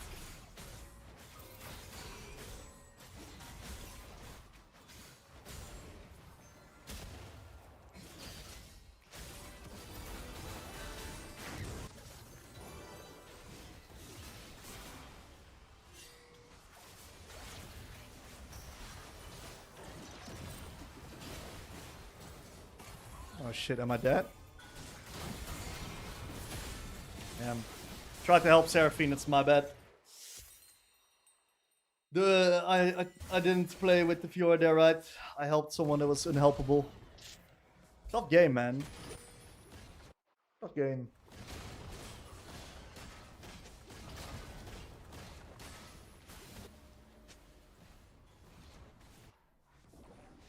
This guy needs to shit it.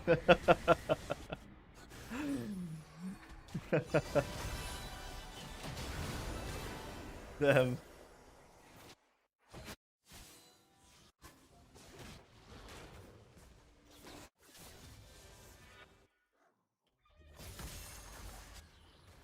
Maybe we can buy time for Fiora. Can't let this Jax jump. The moment he jumps, he eats me.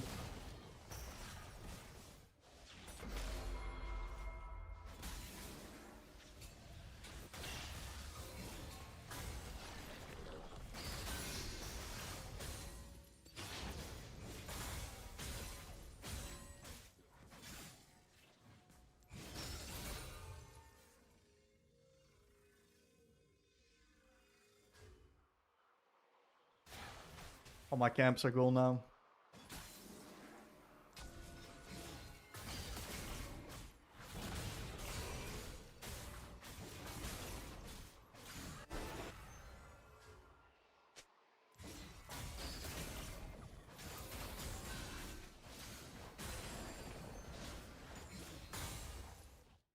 We're gonna lose this turret.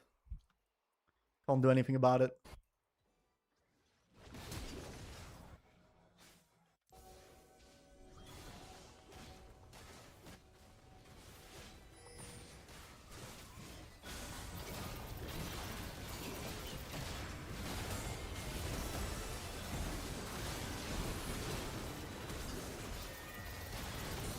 Holy fucking shit, dude. Well. GG, well played. Maybe Fiora can clutch here, I don't know. Jax is too OP. Not much to do against that. I think some of my deaths were unlucky. For example, the first death was a bit unlucky. I don't think it was necessary for the skirmish. But I think I sometimes could have adapted a little bit better towards Fiora not being at places.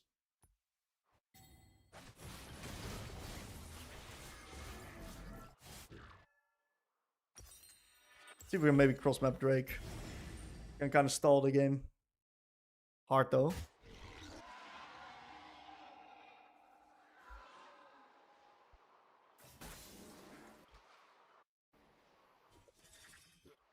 Nah, unplayable. I can't do it.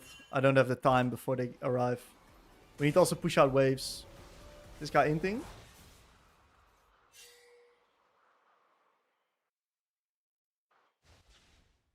Okay, best thing I can do right now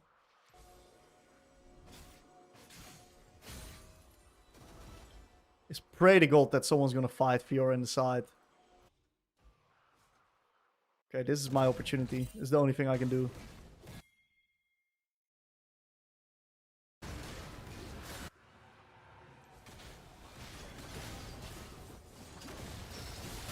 It was the only opportunity. This game. Alright, GG's.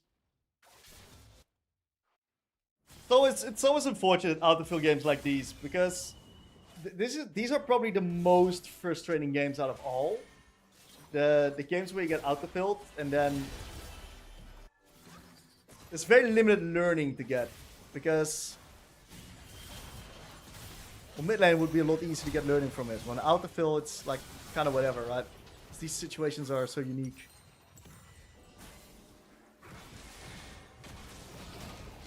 I definitely think that my threat assessment on the Jax was sometimes a bit off. It caused me to die. If I could like die a little bit less, then that would have solved a lot.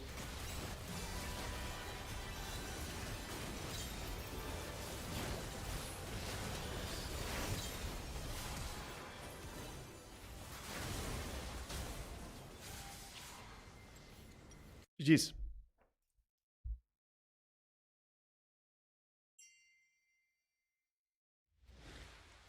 Okay. Good news. At least I can't get filled now anymore.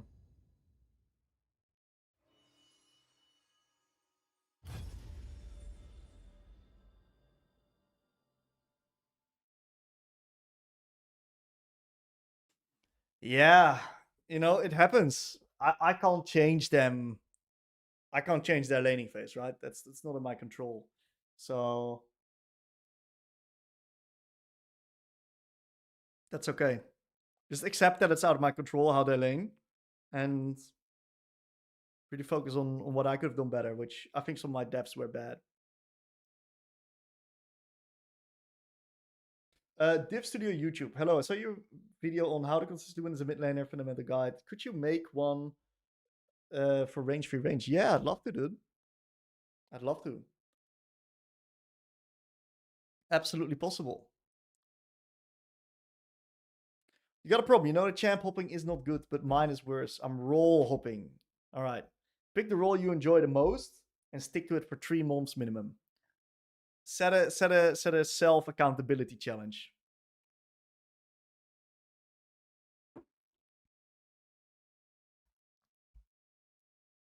What's up, Estella? Hello, hello.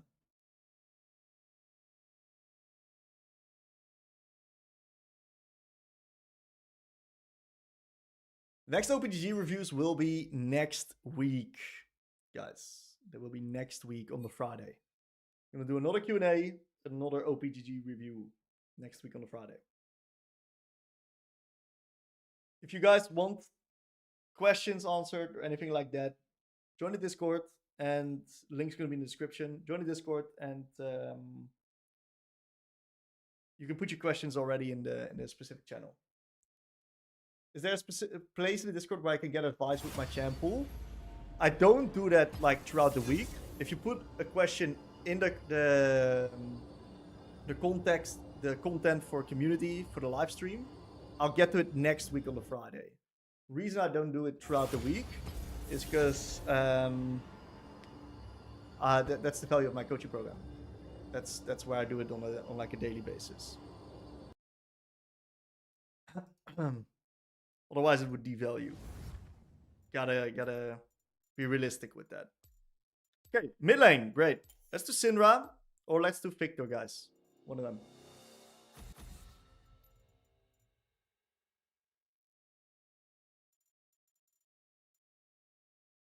Well, last game my team wanted full AD. Let's hope my team doesn't want full AP this game. Do we Yasuo or do we Zed? I think Zed's really bad with our current 2 champs showing. Very bad into Talia as well.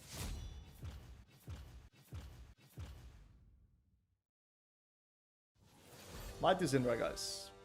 Maybe Syndra. Oof. Maybe Victor. Maybe Ryze. Maybe Ahri. Haven't decided yet. Maybe LeBlanc. Maybe Akali. I've not played Akali in a while though.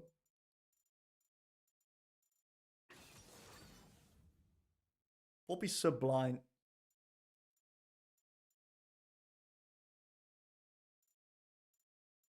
Let's see if this Kata's AD carry or mid. If there's someone with the balls to look blue on Katarina, generally they're filled on AD carry and you just look it there.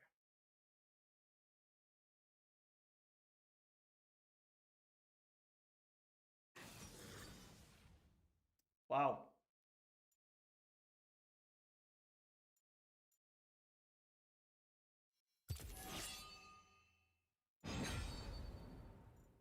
Is this a Giga Akali angle? No? Giga Akali game. But we're not going to do it. We're not going to do Akali. We're going to do Ryze, guys. I'll do Ryze this game. And the reason why I don't pick Akali is because I'm not picking Akali in my climbing pool. I'm now preparing for a climb again for probably start in a week or 2. So if I play Akali, it would be a pretty useless game. So I'm just playing the champs that I'm going to be playing in my climbing pool. So Ryze is going to be in there. If it's Victor mid, it's not the best Ryze game, actually. Because Victor is pretty alright into Ryze. But we'll see, you know? We'll see. Regardless, I think it would be really nice to see who my lane opponent is. It's definitely Qiyana jungle. I have the feeling it's Kata's. I have the feeling it's Kata bot lane and Victor mid.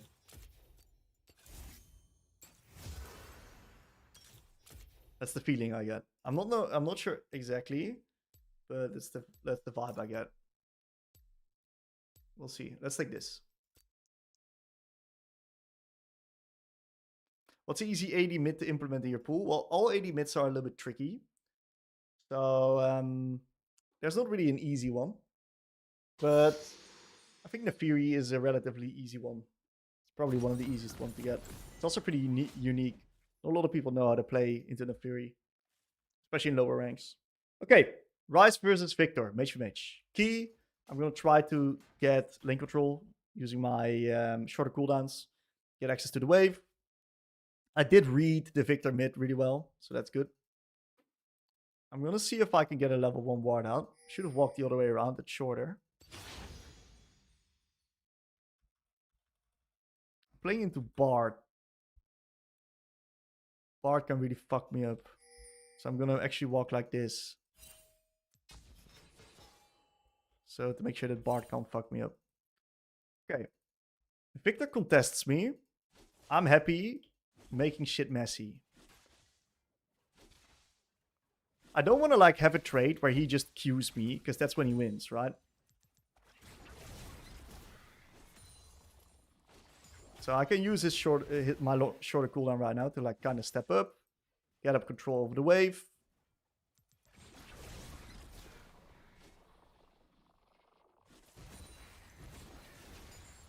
Not too bad. I got second win, so I'm happy extending the trades. This is pretty good trading here. And since I got control of the wave state, it's quite easy for me to eventually turn these trades into something good. Because I can always reset before him, simply because I got control.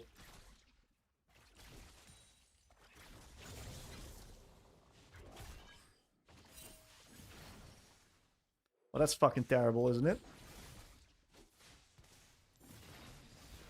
Nice Q.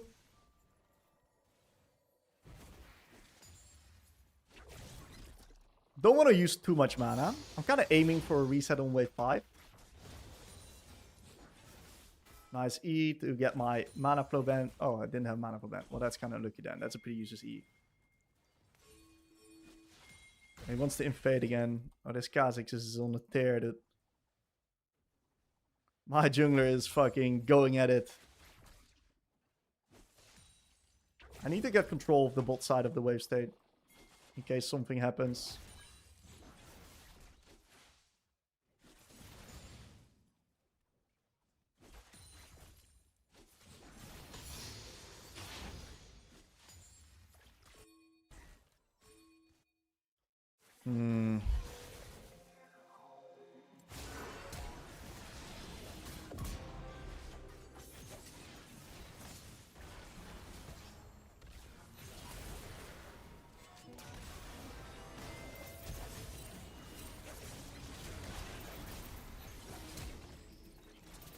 Yeah, so the only way we lose that is if we get double stunned by Bard.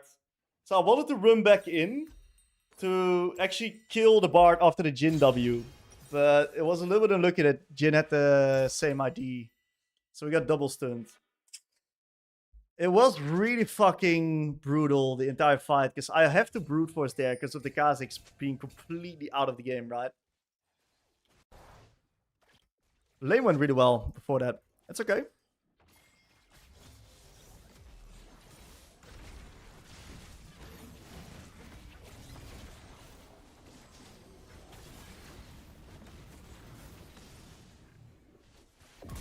Oh, that's fucking huge, by the way.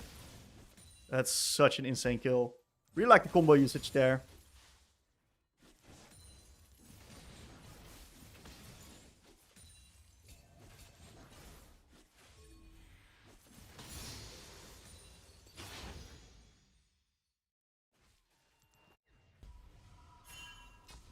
It's bad idea, dude. We got no prio, man. He's gonna fucking run it down. If he gets this, it's so lucky. Maybe he gets it. Alright, so what I gotta focus on is especially myself, right? All stuff that I can change. It's not going well on the sides. It's been a bit of a toughie here today.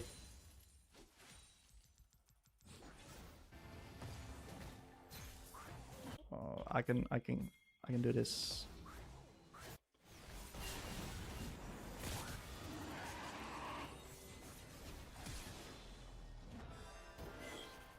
Damn, dude. He's pushing the wave. Oh. He's mega tilted.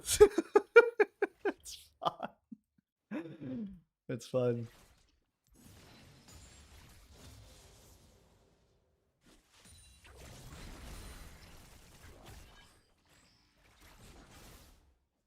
See if I use this empowered here to... Nah, I can't trade, he's level 6.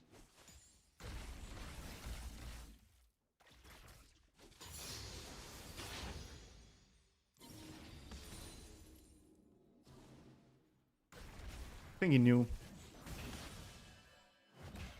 I would have loved to kept that 1 million alive, but doesn't really matter too much.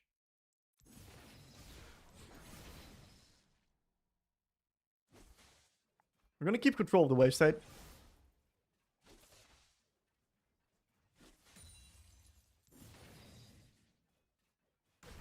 Bard shows Bolt. We'll try to like zone him off some creeps. Don't know exactly where Qiyana is. I also don't have a ward because of the shenanigans.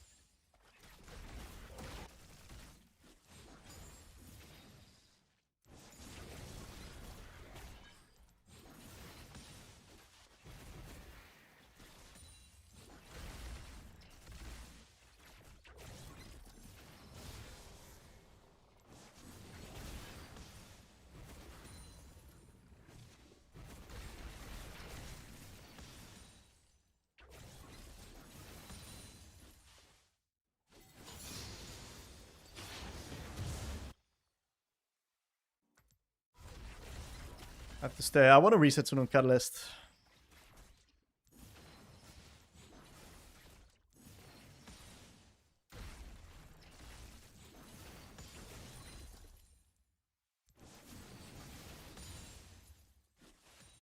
Could potentially reset here.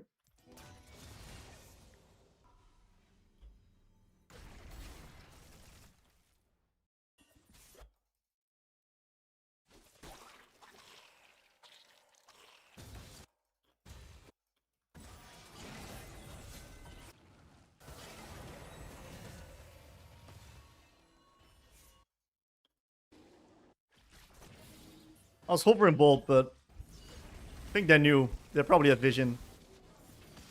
Rata did a really good job at faking if she wanted to go in or not.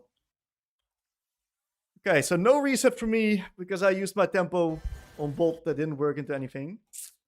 So I'm a bit stuck now. We could like do something here maybe.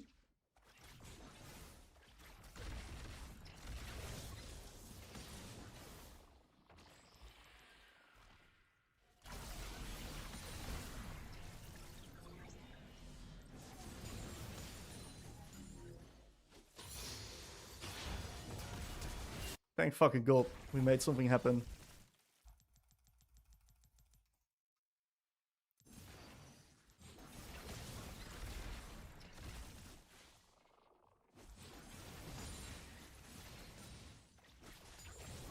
I can reset of this. Do I have my Roa?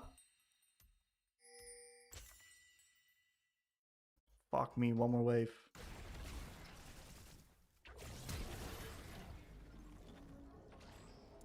I have to now base. It is what it is. I didn't probably track Qiyana there. Lost me my flash.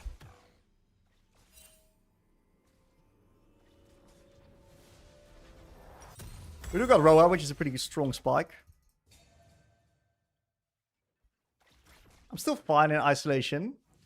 Top lane is recovering slightly. We got a couple of globals and we got pretty decent pick. So that's kind of like a solid potential win condition.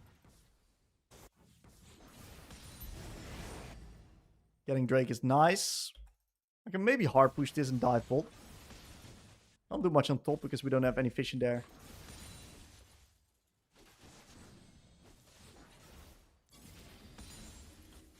Shit, -1, boys.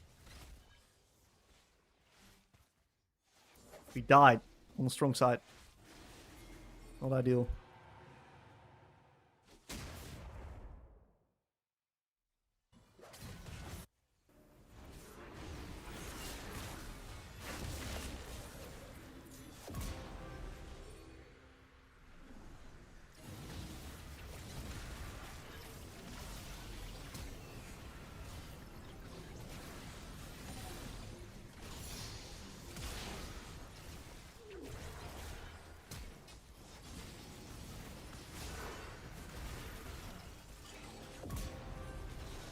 Pretty good fighting here.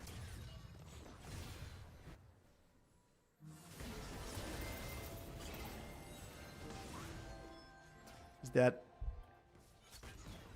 He's not dead. He really isn't dead. Oh, I thought my Blackfire Torch would kill him. I had my spells. Unfortunate. think Swifty Boots is pretty good here. Damn, every single time I look bot, this guy's dying. Can I overload top maybe here? I don't think there's a play, man. What a brutal game.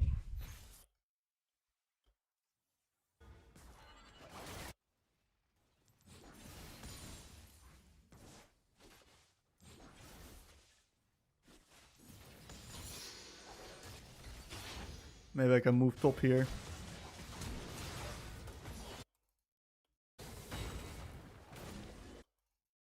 He knows.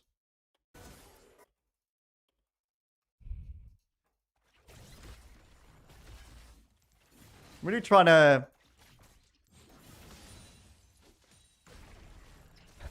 help my team out.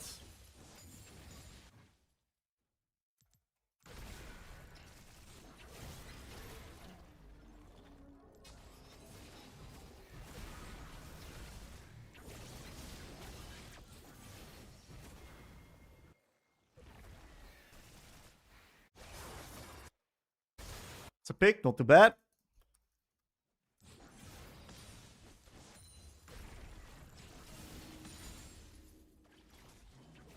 What can I do here? I think this is a base timer. I can't do anything with the prio. If he's got vision here, that's crazy. I don't think he does. No, he doesn't. We're gonna need to get to our second item. Second item is a really big spike. Third item spike is also huge. If I get to those points, we can do some shit. My Pantheon is also weak as fuck. He's level 8.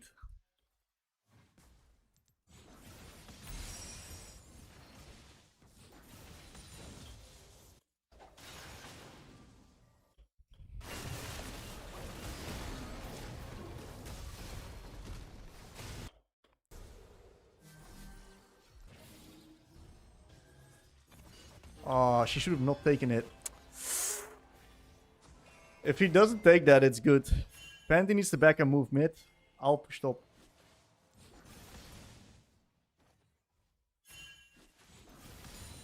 If I invest in this roam, and I don't get this wave and have to move back to mid, it's really bad for tempo.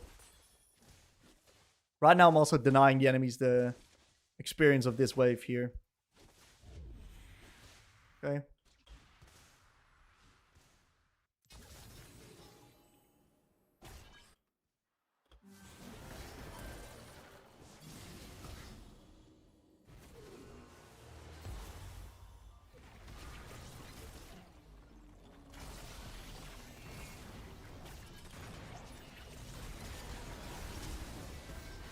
Should have flashed earlier. Oh, I thought I'd be fine there. Watered it all, watered. That's a pretty bad death, dude. I'm feeling a bit, you know, how do you say that? Anxious with this game. Because the way it's going with my team, it's not going to hold. So I'm kind of compensating and trying to do a little bit more risky stuff to get back into the game. I don't think we're at that point yet where that's necessary. But that's the vibe I'm having, and that's a dangerous vibe. Okay, I'll go top here. I think what we should do is drop Drake. It's a shit TP, dude. Such a bad TP. Holy motherfucking shit.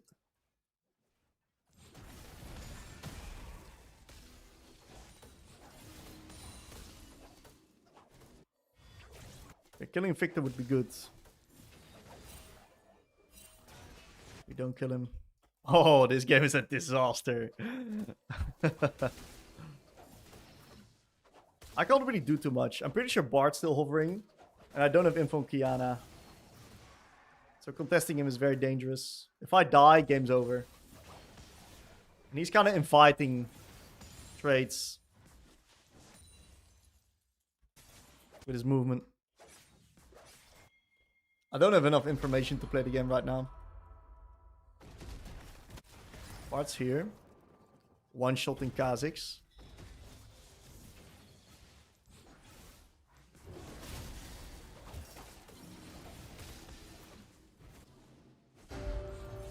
Maybe I could have all in him there, I don't know.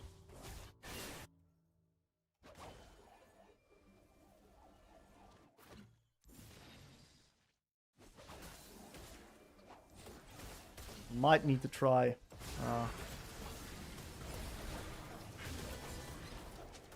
Dude, oh man, today's games have been fucking brutal, dude. Today's games have been fucking hard. Ay, ay, ay, ay, ay.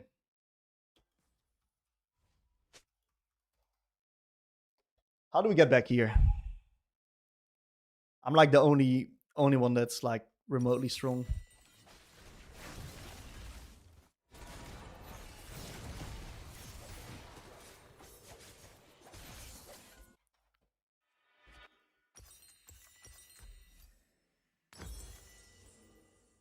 That's a pick. That's not bad. Maybe if Ka hovers me on side.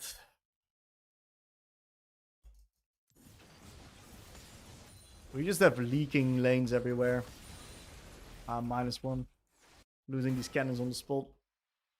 Let's push one more side here. I know where everyone is.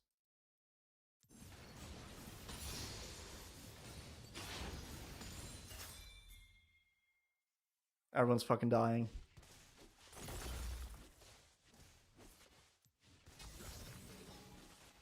Kata's gotta respond. This is the only opportunity we have. I really like this play from Kha'Zix. If we kill the Kata here, it's good.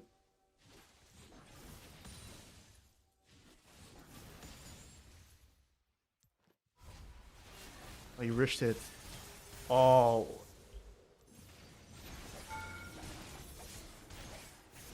Can't believe he did that. That's fine. What he just needed to do is he needs to let me bait her.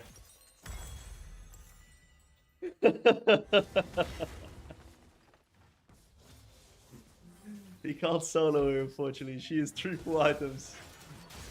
Who knows? Maybe we would have just gotten 1v2. This guy's so fat that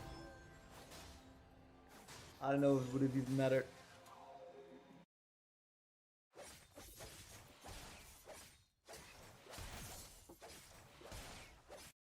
This is an interesting game to review, though.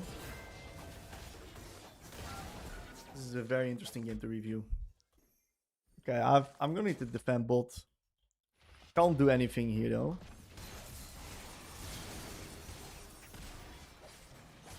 Well, that worked out. Oh, it didn't. I can't jump in. She insta one-shots me. Let's hope he lands the W. Oh, he got it. That's awesome. That's the power of Seraphs. Very, very good. Can we do something about this Gnar? He looks pretty dangerous. I'm not gonna lie. Definitely a vision in here. Yeah.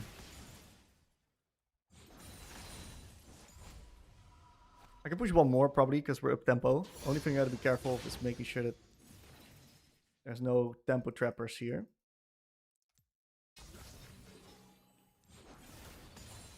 He was staying. Get the fuck out because his Bard's moving.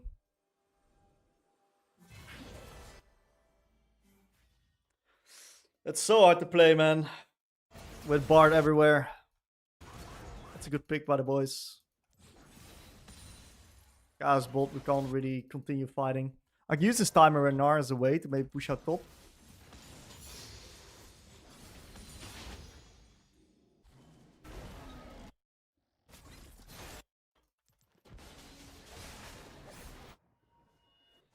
They're too strong, man. They're too strong. I can't do anything. Maybe I can do something here. This guy's not like giga strong.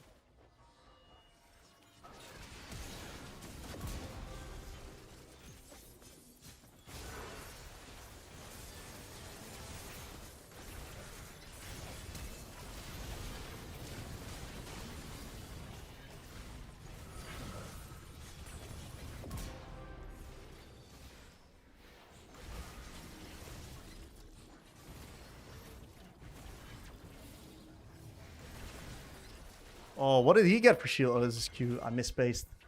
My bad. I probably shouldn't have done anything. He couldn't go anywhere. I should have just cleared this way from mid. That's a really fucking big blunder. He was stuck.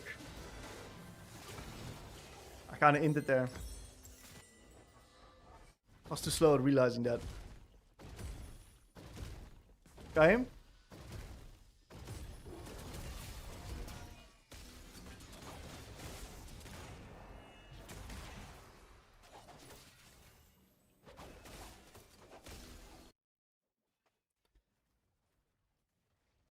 I think we have to drop Drake. Let's see if we can kill this guy. We need to find picks. See if we can get tempo advantages. And if we can keep that coming, we might eventually be in a spot where we can like use a long death timer into something more. Can't do much here.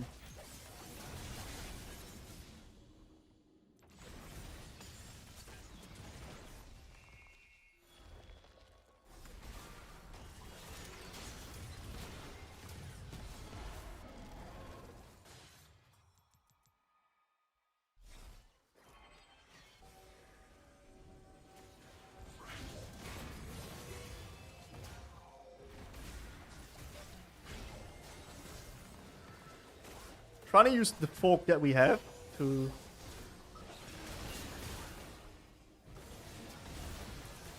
Please tell me he dies. Yeah, he does die. That was not bad. It was good fighting him with Kata on bot. I'm an insta reset. Get my spike. And then I can potentially fight again. I still got my items here.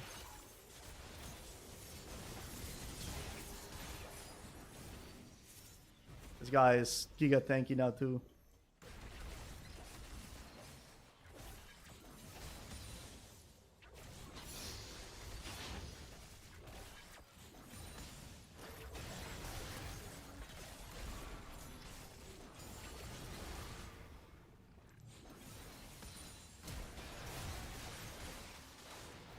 Can't do more. If I give it a reset, it's rather bad. Maybe I can catch him off guard here. Can't. Victor's really strong now too. We got a really free game. But the enemies have some inting tendencies, so definitely isn't lost. We'll swap to blue ward soon.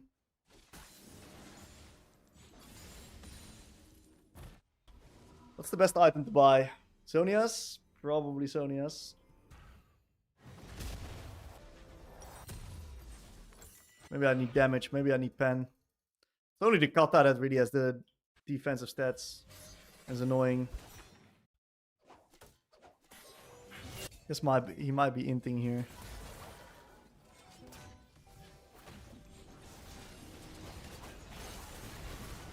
Oh, that spread.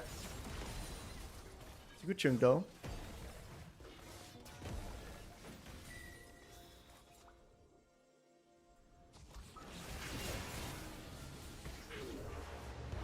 I don't think I die, do I?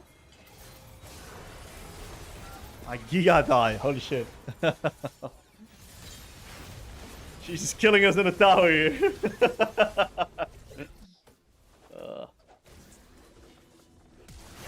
Game. Yeah, man, tough games today. Tough games. That's fine. Let's review this game here. I want to review the early game because that's where the game kind of was getting out of control, right? Especially look at the first skirmish. Pretty sure there's a way to play that better, and we win that.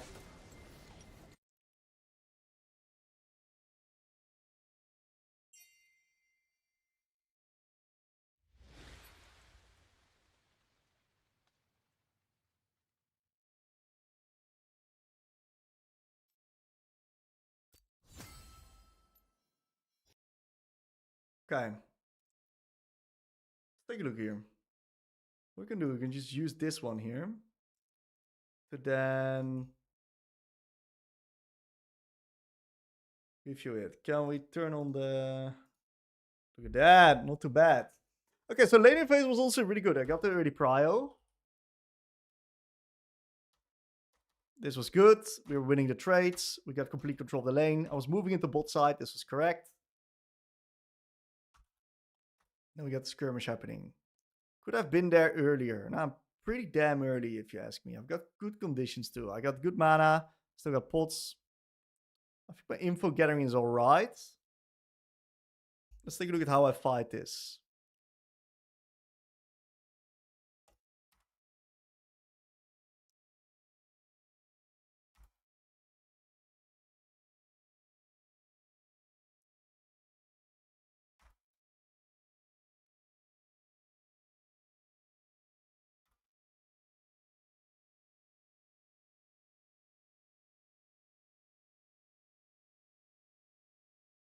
I think it's winnable if I play better. I think my W shit. So the reason why my W shit is because of the fact that Kiana has nothing. Okay? The reason she has nothing is there was a play happening on top, so she has no flash. And look at what she just did here. She just jumped over the wall with W into Q, which means she has no W, no Q, she has no cooldowns. And that means that I don't think I have to root her here. And another thing is that I didn't get a Q off before, so I can just run at her. I don't even have to flash, I think. My thought process, maybe if I'm really fast, we can like kill Kiana before she does anything, but she doesn't do anything to begin with. So if I just ghost earlier here, I should pop ghost earlier. The moment we spot the Kiana jump over the wall, insta ghost, run at it, keep my flash up. And I should start with QE instead of flash EWQ. I think I missed 2 instances of damage. And what happens if I can, for example, root Kata here? Then if I root the Kata here, it's a lot easier for Kha'Zix to then get out. Right?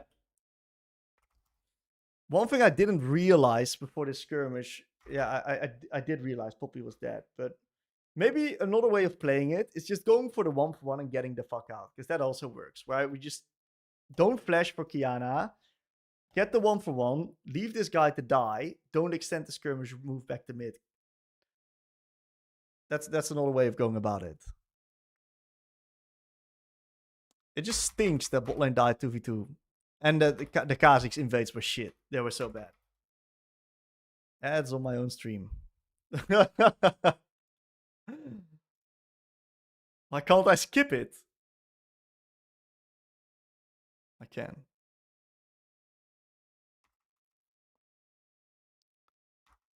Yeah, and I think let's take a look at the communication, right? Because this invade, I wasn't too happy with it, but it wasn't a terrible invade as well, because we do have, it looks like we have bot lane prio. But I think because of Kha'Zix pinging, Poppy got separated from Jhin, which allowed her to get collapsed upon and die. So I don't really think it's a necessary play to ping off. I think mechanical execution is just key here. I think I just blew my load too fast onto the Kiana, which made the skirmish go hard. Now, what else do we got here? I like the auto attack. I like the kiting to the Jhin. The kiting is really good. Maybe I stepped too far away here. And my camera pinning is a bit off. My camera pinning, I don't see what's happening there. I don't see if she leveled up, and it's pretty crucial information. So I think my camera panning can be a bit better. That was a really good Bardstone. Really good Kata. Kata fought this really well as well. What should I do here? I think this was pretty alright. I like the E into hold, into Q. Maybe I shouldn't have even Q'd the Bard. Maybe I should Q Kata, but it's hard.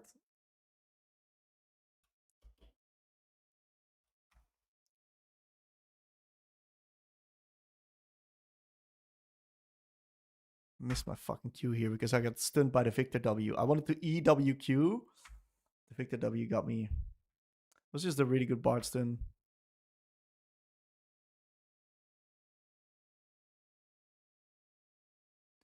Yeah, if I played slightly better, then the skirmish is total game changer. This put my Kha'Zix on like Giga Tilt mode.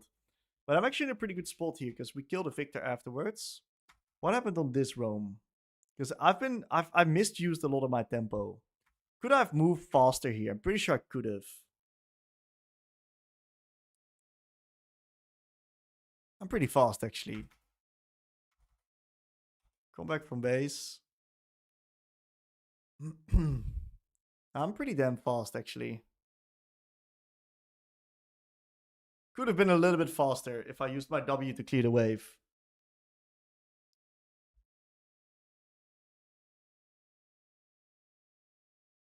Target selection wise, wouldn't have mattered. Just sucks that I wasted my tempo here.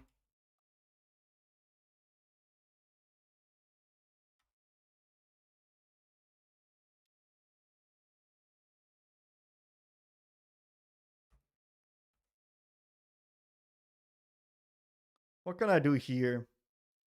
Not that much. Maybe I should just find a reset opportunity for my catalyst. Because that's going to end the laning phase, right? That's going to put it fully in my advantage. He has lost chapter and I don't yet. So I think I might be overstaying here. Maybe I should find a catalyst reset window. Catalyst Dark Seal, that's strong. I think I should because of the fact that my team is also on downtime because of Kha'Zix farming and Poppy dying. Should probably just find an insta reset window, nuke this wave base. Because I kind of get stuck in lane here. Then I use my tempo on bot.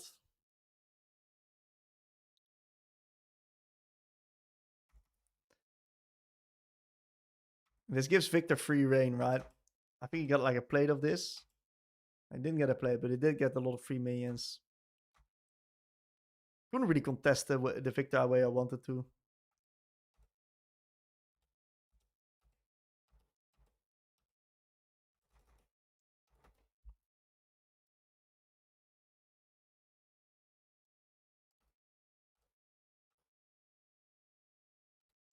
This was alright. This was just really bad that Jhin died to Kata. Let's take a look at this skirmish. I was a bit scared here. The reason why I used my W onto the Kata is because I was scared that Bard would be running around the corner and she would just jump on him. And it was this close, so I'm happy that I used my W. But it did kind of suck that I don't have W initially for the Victor, right? Because that's going to make this skirmish easier. But I think I played this pretty well. E-hold. Yeah, this was good. This was well played. Could have killed the Bard. Yeah, my positioning is ass. I should place a ward over the wall and actually cut off his escape path because Jin's on the other side.